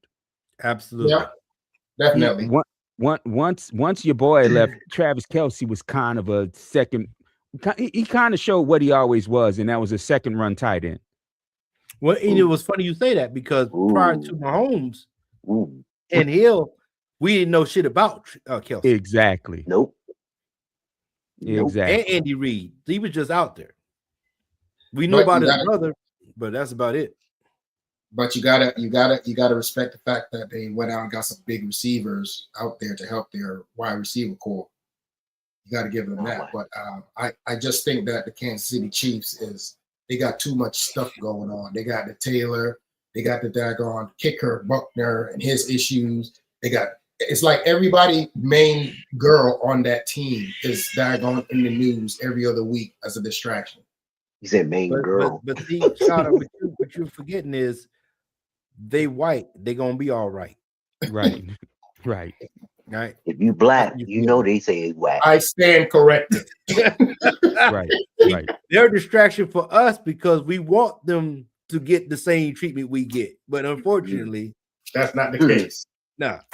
Now you know what? I do have an NFL free agency question, and it goes to what Shada said. Shada, you mean to tell me having a quarterback without a brain, or who one hit away from meeting Jesus, another quarterback whose knees are shot, makes the Falcons the favorite in the NFC South? No, it's not that. I'm saying basically the Falcons right now, I say on paper with the pickups they have, I could see their team being better, but I forgot who their coach was. So right. I digress. I mean, Kevin Stefanski is supposed to be great. Supposed to be. Say that with a straight face. I'm serious. He's supposed to be great. I want you to say that with a straight face. Playing in a weak ass AFC North. He playing in a weak ass AFC North. He looked good. Coming on here insulting me all in my face. I'm just saying, bro. I'm just saying. The NFC North. That's a bad conference right there. No, he played he coached in the AFC North. The Browns and whoever else the Browns play, but who I don't respect all that much. But Pittsburgh. But like I said, he's supposed to be great. He don't have a quarterback, is what I'm saying. I mean, Michael Penix is great, but Michael Penix can't stay upright. Tua damn sure can't stay upright. Like I said, that man, he one hit from meeting Jesus at this point. I don't know why Atlanta signed that dude. I'm sorry. He's small. He's just like Bobblehead. He's small. His arm strength is middling at best, and he can't read a defense. You say he's a knee replacement away from meeting Jesus. No, I said he's a hit away from meeting Jesus. Michael Penix is one hit away from losing his damn leg. Yeah. Him and Jaden in the same group. They need to eat. Well, Jaden is different. I'm sorry. I'm not gonna let you disparage Jaden. Jaden is different. He need to eat. He need to eat. But you know what? Well, he got a Chuck E. Soup commercial. No, I mean we said that about the Ravens quarterback because he was wiry. Lamar Jackson was wiry when he came in. Yeah, he was. He was on the skinny side. Yeah. Yeah. But his speed was what saved him. Now, which is what we said last year. He's still small as a which lack thereof. Right. Well, remember, like I said, that's what we said last year was that him adding muscle kind of ruined his game because he's not running the ball to get open. Right. I would say that's more of the offensive coordinator. Well, yeah, I mean it is, but they wanted him to bulk up to be able to take the hits to stay in the pocket when that's not his game. That's it. That's it. And that's crazy. Hey man, I was just looking at that. This is a little bit off what we're talking about, but did y'all see that shit about Stephon Diggs and that Jeffree Star person? I haven't. No. What happened? So it says, with the shit that's going on with Offset and Cardi B, this dude, his name is Jeffree Star. He's like a makeup artist, but he's kind of weird looking. Said that him and Stephon Diggs back in 2021 had a thing going on. So they got pictures of Stephon Diggs with this makeup artist that's tattooed, like it looked like an emo person. This shit's crazy looking. Y'all look it up, man. Y'all look it up. Hold on. So how did they meet? I mean, they don't even look like they've been in the same circles. Stephon Diggs slid into his DMs for a romantic connection. No, that shit just Nah. They got pictures together. So look it up. Hey, I can do that too. Hey, whatever. But I'm just saying. Yeah. Hey, man. That sounds kind of.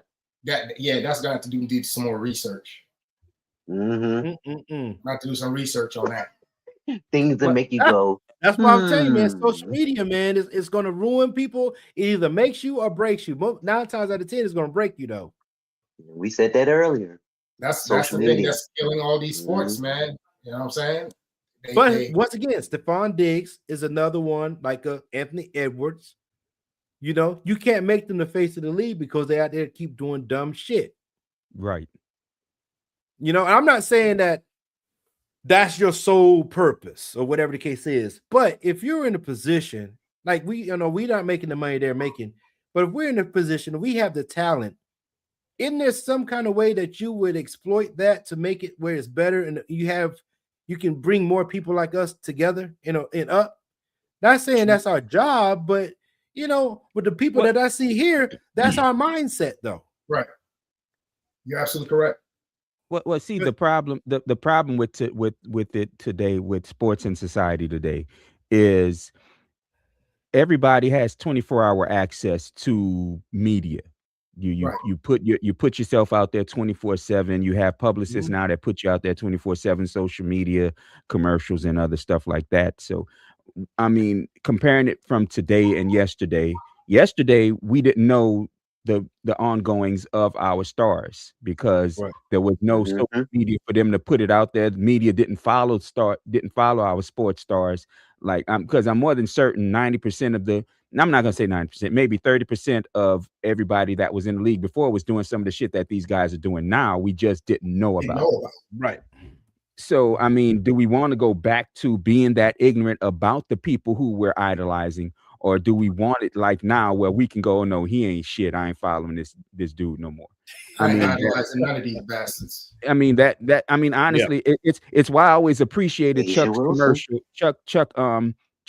Charles Barkley's commercial. I am not a role model. I love that commercial. Was the best. Yeah, that was better than Be Like Mike and all that other shit back in the day, because it's the truth. Yeah, you don't know what these guys are doing in the dark, so you can't say that is my role model. I want my kid to be like them. No, nigga, they're supposed to be like you if you good enough. Right. You don't have to be a sports star to be an idol to your kid. You don't, or a role model to your kid, rather. But now we want these guys to be the substitute for what they're missing at home or for what they don't have in their lives. And that's it right there. We're seeing the flaws in these people's personalities. Yep. That's it right there. Yeah. What you just said. That was deep. Dang, that's right. Dog. Because at the end of the day, your role model is supposed to be your dad or your mom, or right. And that's why I always said there would be nobody else raising my kid but me. Facts. No, but you remember this body. Too? I told you guys there's only one person that's going to tell you that they want you better than them, and that's your father. Correct. So, correct. Although I ain't want my kids to have more than me. Fuck them. Anyway, like I said, or your brother. Always a selfish motherfucker somewhere. Right. Or my brother. Exactly. Or your brother. Fuck them kids. Oh my God. I tell you what, we can never stay straight, man. We always make it that damn hard rights and lefts, man. He said basically them kids. I said he always said that. He always y'all better that. Hurry up, man. I'm hungry. Ramadan in tomorrow. On that note. I'm sorry. Go ahead. Go ahead. I was just gonna say I do have something I'm kind of pissed about. Two things. That's what I was going to hit. Yeah. To. He hasn't been on the show in a long time. I didn't say he ain't, and he has a lot. He has a lot to depress. So let's give him his chance.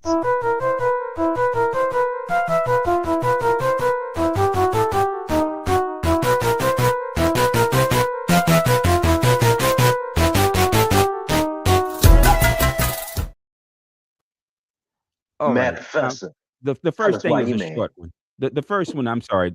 I'm sorry. I jumped over. You good. The first one is a short one, and it's this big news about Asia Wilson signing a supermax deal for $1.4 million with the Aces.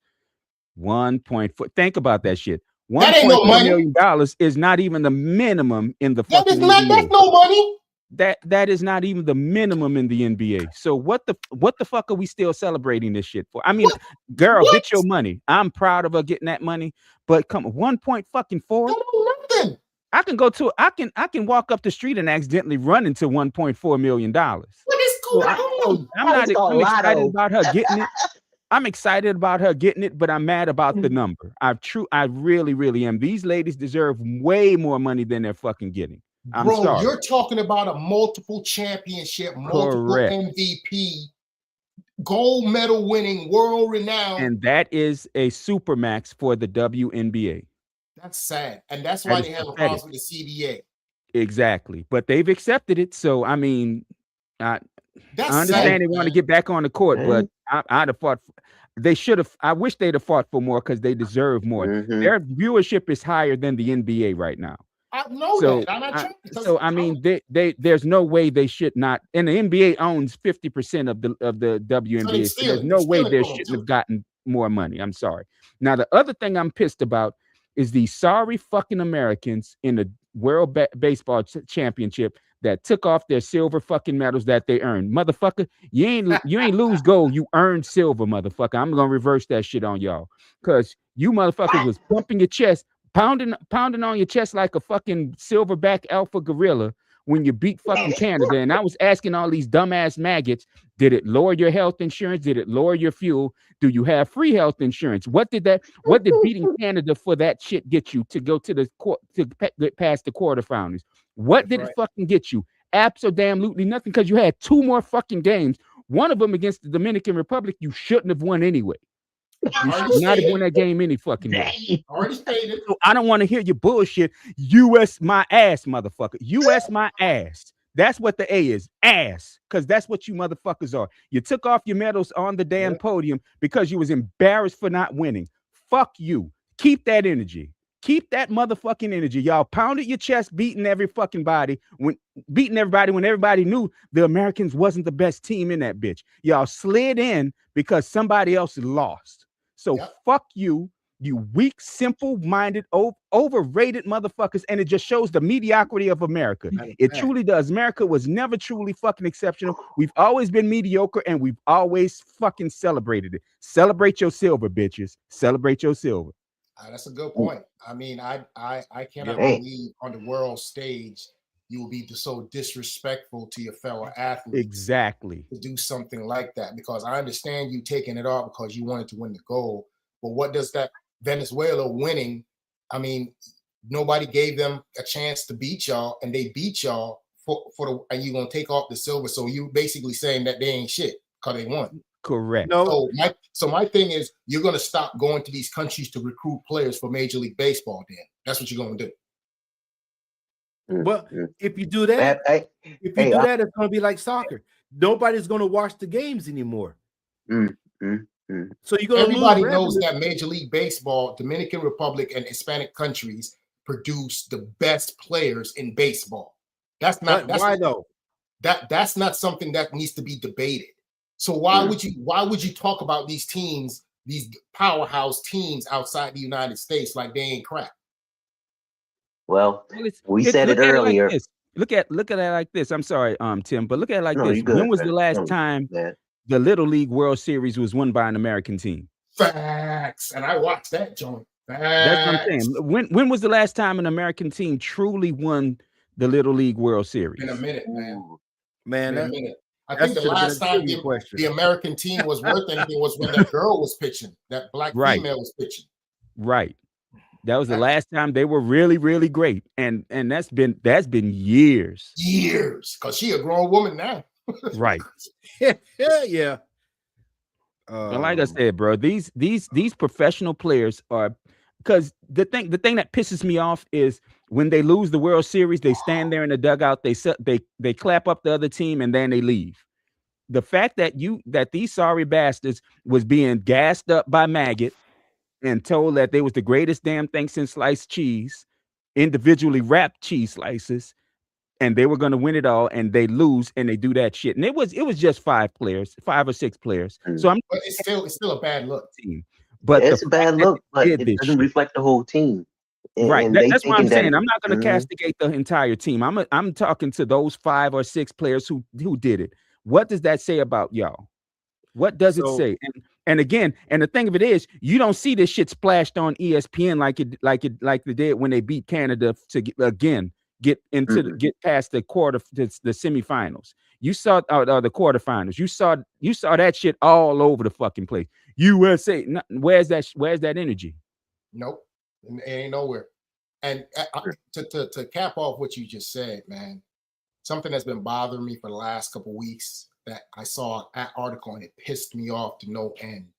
They were talking when the Olympics was going on, and they were talking about how some athlete who was born from another country went and played for that country, and they were all up in arms. Bro, do you realize how many athletes on our Olympics teams have parents and have cultures that are outside the United States? I would say more than 50% of the daggone Olympic, any athlete in the Olympic, could either play for another country. You got freaking Canadians, you got Jamaicans, you got Trinidadians, you got Cubans, you got all these people that's born here, parents, because if your parents are immigrants and you decide you want to play for another team for the country your parents are from, you're authorized. So why would you get mad at a person because that person said, well, I'm going to go ahead and play for my country, Ukraine, because that's where my parents are from, and you're going to get mad about that? Well, it's the cancer culture of society today. When the Gasol brothers went back to Spain, nobody said shit with Tony Parker and Rudy Gobert, and then went back to London and stuff like France. You know what I'm saying? France. Nobody, France, whatever. Shit, it's still England. I mean, white folks. It's Europe. But yeah, it's Europe. But the long story short is, there's a lot of players that do that. Then, what was it? I think China actually used a Chinese player to come to the United States to win, or the United States, vice versa. So that's how they won, was they had a staff of Chinese or Japanese to compete against the Chinese or Japanese up from there to win. Well, again, because of Maggot, there's the myth of American exceptionalism has truly taken off when it's always been about American mediocrity. I mean, shit, we've never been I've said it before, we've never been as great as we claim to the world we are. We've never been number one in shit what's in manufacturing since the mid 70s. We haven't been number one in manufacturing. Ronald Reagan took care of that. That's what I'm about to say. We were already losing it to China and Japan, and then Reagan made sure we lost it. So stamp approval. Hey, guess what, guys? There was 2 black people on the World Baseball team roster. Yeah, I saw. Right? A coach and the goddamn outfielder that didn't even play. So get the fuck out of here. Again, mediocrity. That's the country that we live in, fellas. Hey, on that note, I'm gonna close this segment out and just about those 6 people that took their medals off. Well, we all know who they voted for. Thanks, Mad Professor, for making everybody mad.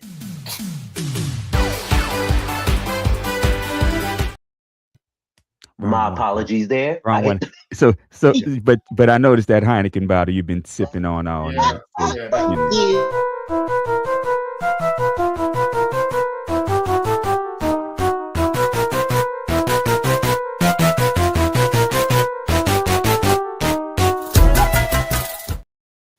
No, see, on the board, yours is right up above his because he was gonna be next. Anyway, Pharaoh King. Oh, you ready? Yeah, I got a good one.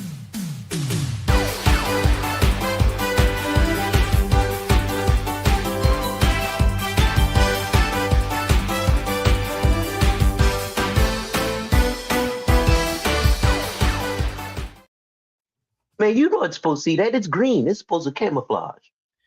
Anyway, with baseball season is coming upon us, and the Great White United States Classic baseball team that lost to Venezuela, we're going to go Negro League route this time. So here's a question for y'all. I'll let your boy. I don't see it. Hold on, it's coming. It's a little slow. Okay. So there's a question. Which Negro League's pitcher won the most games in a single season? Now, I will give you this caveat. The Negro League wasn't as long as Major League Baseball. Right. No. So just remember that. I heard his name. It wasn't Satchel Paige, even though Satchel gets the pub. Shoelace. Willie Mays. Damn it. I cannot remember this cat's name now. God damn it. The thing that makes this difficult is in the Negro Leagues, there was a lot of good players that pitched and played in outfield as well. Right. There you go. And that's why I can't remember this guy's name. Because they were what's so his name? Josh Gibson. multifunctional. I want to say Josh Gibson. That's a good Joe one. Shoeless. Remember, this is a single season, not over The whole career. season, not over the whole career, but one It might season. be single Tim season. Dog's answer, but I'm gonna stick with Joe Josh Gibson Shoelace. Yeah. because I really don't remember. I do not see it. That's a tough one because the Negro League had pitchers that And were they barely wanted to keep stats for them. right, Mm. but they were Yeah. playing everywhere: center field, left field, pitching, Right. catcher. Water boy, Here's the answer. bus driver. Yeah, I got it wrong. Too. security. Smokey Joe Williams. Ooh, He played with the New York Lincoln Giants in the Homestead joy. Grays. So before Gibson and Satchel. Yeah, Yeah. 1909. Yeah, that was like the beginning of the Negro League. Bro, that's even before Yeah, my so- daggone What's up, grandma was Evo, born. bro? My condolences, brother. My condolences. Yeah, so Smokey Joe. he celebrated for winning 32 games in 1909, 28 in 1905. And so other notable, of course, Satchel Paige and others was with multiple team winners, but this guy won the most games. So it's 32. I think it's like they had like a 50 game season or something like that. It wasn't That's much. amazing. That's crazy. But you do know the Negro League. I forget what team it was. They the ones that introduced the Japanese to baseball in 19. They sure did. Yeah, they sure did. What? So yeah. It was. They stayed out went there out for a their week. their barnstorming. One of the games. Yeah, their barnstorming tour took them across the world. So with that being said, Wow. if you watch baseball from Japan, they still emulate that style of play from the 1920s. Which is why Shohei Ohtani is a beast. There you go. Mm. Hey, the person, it's funny I should say that. The person that actually got me that got me interested in the Negro League was Stephon Marbury when he was playing in China. He was saying in one of his interviews how the Chinese people put black athletes in baseball on such a pedestal because of what they had to go through to be in the major league. I did not know that they held them in high esteem like that over there. Oh yeah. Because I know Korea as well. When I was in Korea, you went to Korea, right? Yeah. Yep. Yeah. I've been in Korea. If you ever noticed when we went down to the if you was in Seoul, you go down to the square. What are they doing? They break dancing. Yep. Man. Yep. They break dancing. You know what's so funny? While our people are trying to figure out what damn sex they're gonna be, these motherfuckers are out break dancing. Well, they was trying to figure that out back when breakdancing was hot here too. We just didn't know it again. Oh my God. Yeah. So that's it, man. Y'all remember Smokey Joe Williams, man. That's good information, bro. Hey, thanks, Jay Farrell. Appreciate that.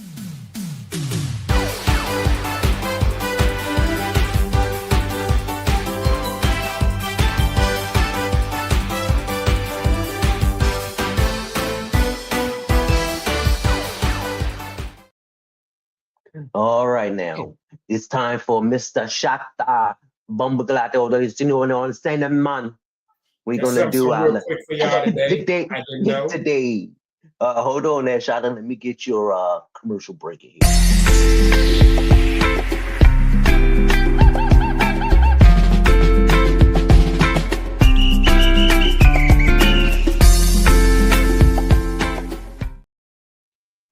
Mr. Shata, what do you have today in sports?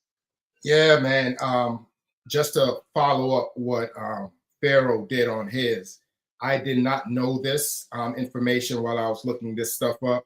But did you know that we had a baseball commissioner that was part of the Olympic Committee, as well as baseball commissioner at the same time? No. Did y'all know that? No. Bug Sealy? No. So basically, in 1985, Major League Baseball Commissioner Peter Ueberroth reinstates Willie Mays and Mickey Mantle, who had been banned from baseball after accepting jobs with gambling casinos in Atlantic City, New Jersey. I did not know that. Wow. Willie Mays and Mickey Mantle before 85, they were banned because they took jobs at the casino in Atlantic City. And the person that did it was Peter Ueberroth, and he was the Olympic executive and commissioner of baseball at the time. After they played? Yeah. Yeah, by 85, they were both long retired. Yeah, I'm just saying, what is the relevance of them being fired then? I mean, being banned.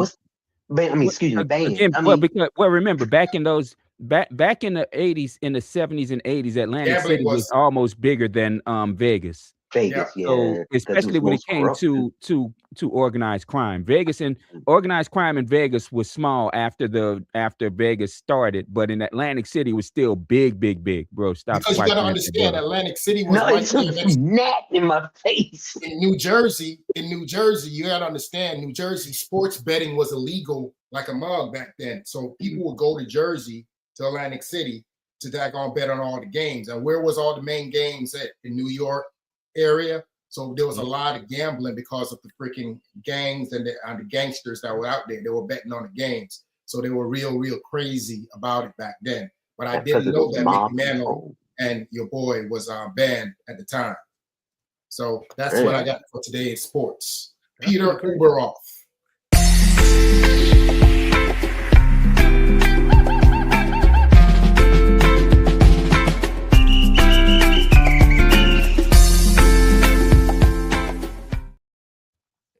Thank you, that shot up. Hey, before we leave, I gotta talk to my brothers here, and I have to apologize. Sometimes, I get a little exuberant. I'm not upset. I'm just exuberant because that's just me. I'm not trying to cause any friction. I just start. Don't take it personal. We don't take it personal. No. Hold on. Now, I'm special, whereas, sometimes I can't control myself in a good round of discussions. Now, for me, sometimes I get off on causing confusion, but I don't mean to cause conflict, if that makes any sense. Gotcha. So in my extremism, I do apologize. And I will try, as my wife would say, as I told my wife, I will try and work on it. And that being said, it's hard because that's just how I am. And I mean nothing disrespectful or nothing wrong or bad. So I do apologize for, making things difficult when they don't need to be. When they don't need to be. Nope. I know you wouldn't, so I'm not talking to you. With that being said, that's the reason why the man on the street says, let them get their thought out before you reply. Oh, no, hold on now. Now, I do let y'all get it out. But when I spoke about something you didn't like, that's when y'all attack. I'm going to leave it at that. Let it go. That was yesterday. We talking about today. Hey, before we go up on that, can we agree moving forward when we that's what we doing. No, when we moving forward in our shows from now on, when we have stats, we can't argue against stats. Facts are facts. And the bottom line is, if something is down on paper that we know that is a fact, it's factual, and we need to just stick with that. That's all I'm saying. Tim, that's what I'm talking about right there. Yeah. Right there. That's where I just made a comment. Just show me. That's it. No, he's talking and you're saying it at the same time. Oh, whoa. That wasn't an interruption. That was just a statement. Now, it's okay when I say something and then y'all interrupt. Oh, why you made that, Tim Dog? But I don't say anything about it. But that's okay because I understand me and I understand where y'all coming from. And that's why I'm sitting here. And no. And that's why I'm apologizing for my behavior because I know how I could be. And that being said, what you got for us today, Shaka? Any words of knowledge, wisdom, or better yet, discomfort? Nah, man. I just want to let everybody know, bro. Our all through in our show, if you watch us, you know that we've been we go back and forth with a lot of stuff. But being a veteran and seeing what's going on in the world right now, I urge all of us to consider our neighbors and our friends out there who might not be in a situation to take care of their family the way they need to because of what's going on in the world right now. So all I ask is for us brothers to keep our neighbors and our friends in their prayers, because we have a lot of people out there with kids in harm's way, loved ones in harm's way, and it's a very, very stressful time for a lot of them. So let's all, you see my tag down here, shout out One Love Blue Sky Social and shout out Yahoo. I'm very open to talking to people. I've been spending a lot of time talking to families who kids are in harm's way, who don't understand what's going on right now. So I spend a lot of time talking to a lot of people who are scared and don't know what's going on with their loved ones. So please, I'm asking everyone to keep everyone in their prayers who are in our armed forces that are being put in harm's way unnecessarily. That's all I got. Yeah. Thank you there, Shaka, for that inspirational thought there. And as we all know, there's someone out there who definitely needs someone to just talk to. Pharaoh King, shout out your social and give us something to close out with. All right, listen, you see that Pharaoh_71, King Ryan Facebook. This is now on a serious tip, but this is some good information for you gentlemen out there that's seeking marriage. We're all married here, so this really don't go for us. But I will say, before you marry a person, you should first make them use a computer slow enough, with slow internet to see who they really are.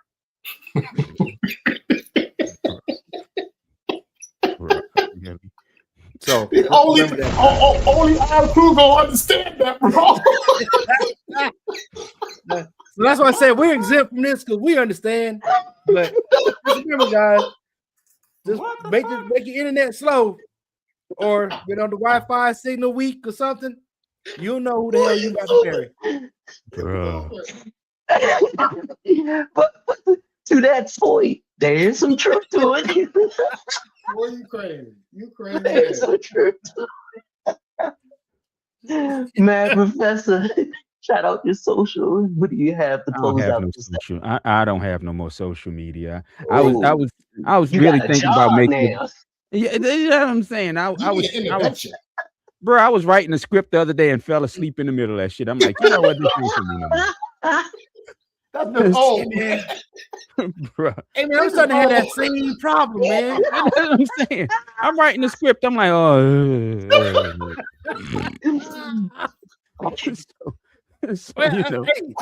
was sitting on the computer downstairs, and the same she happened to me the other day. She's laughing at me, and I'm like, "Fuck you laughing at?" And then she realized you was over there snoring, bro. It gets real. You only fell asleep because you forgot how to do it. I mean, god damn, bro. I'm trying to remember. I'm seriously writing a script on how America is the reason Iran is the way it is now. And I'm fucking snoring. I'm like, okay, this shit ain't for me no more. I'm gonna have to get somebody to ghostwrite this bullshit. Yeah, I feel you. Bro. All I think I got for the people is live your truth, man. Fucking live your truth. Oh yeah. And what I have for the people is that be kind to your neighbors, as Shaka would say. Be kind to your friends, as I try. Be kind to the ones who always try and do something nice for you. Be kind to the people that remind you of something to do. Be kind to the people that reminds you of who you are. But most definitely, don't forget about the motherfuckers that don't give a fuck about you. That's all I got to say. Father's love, 99. Terrible.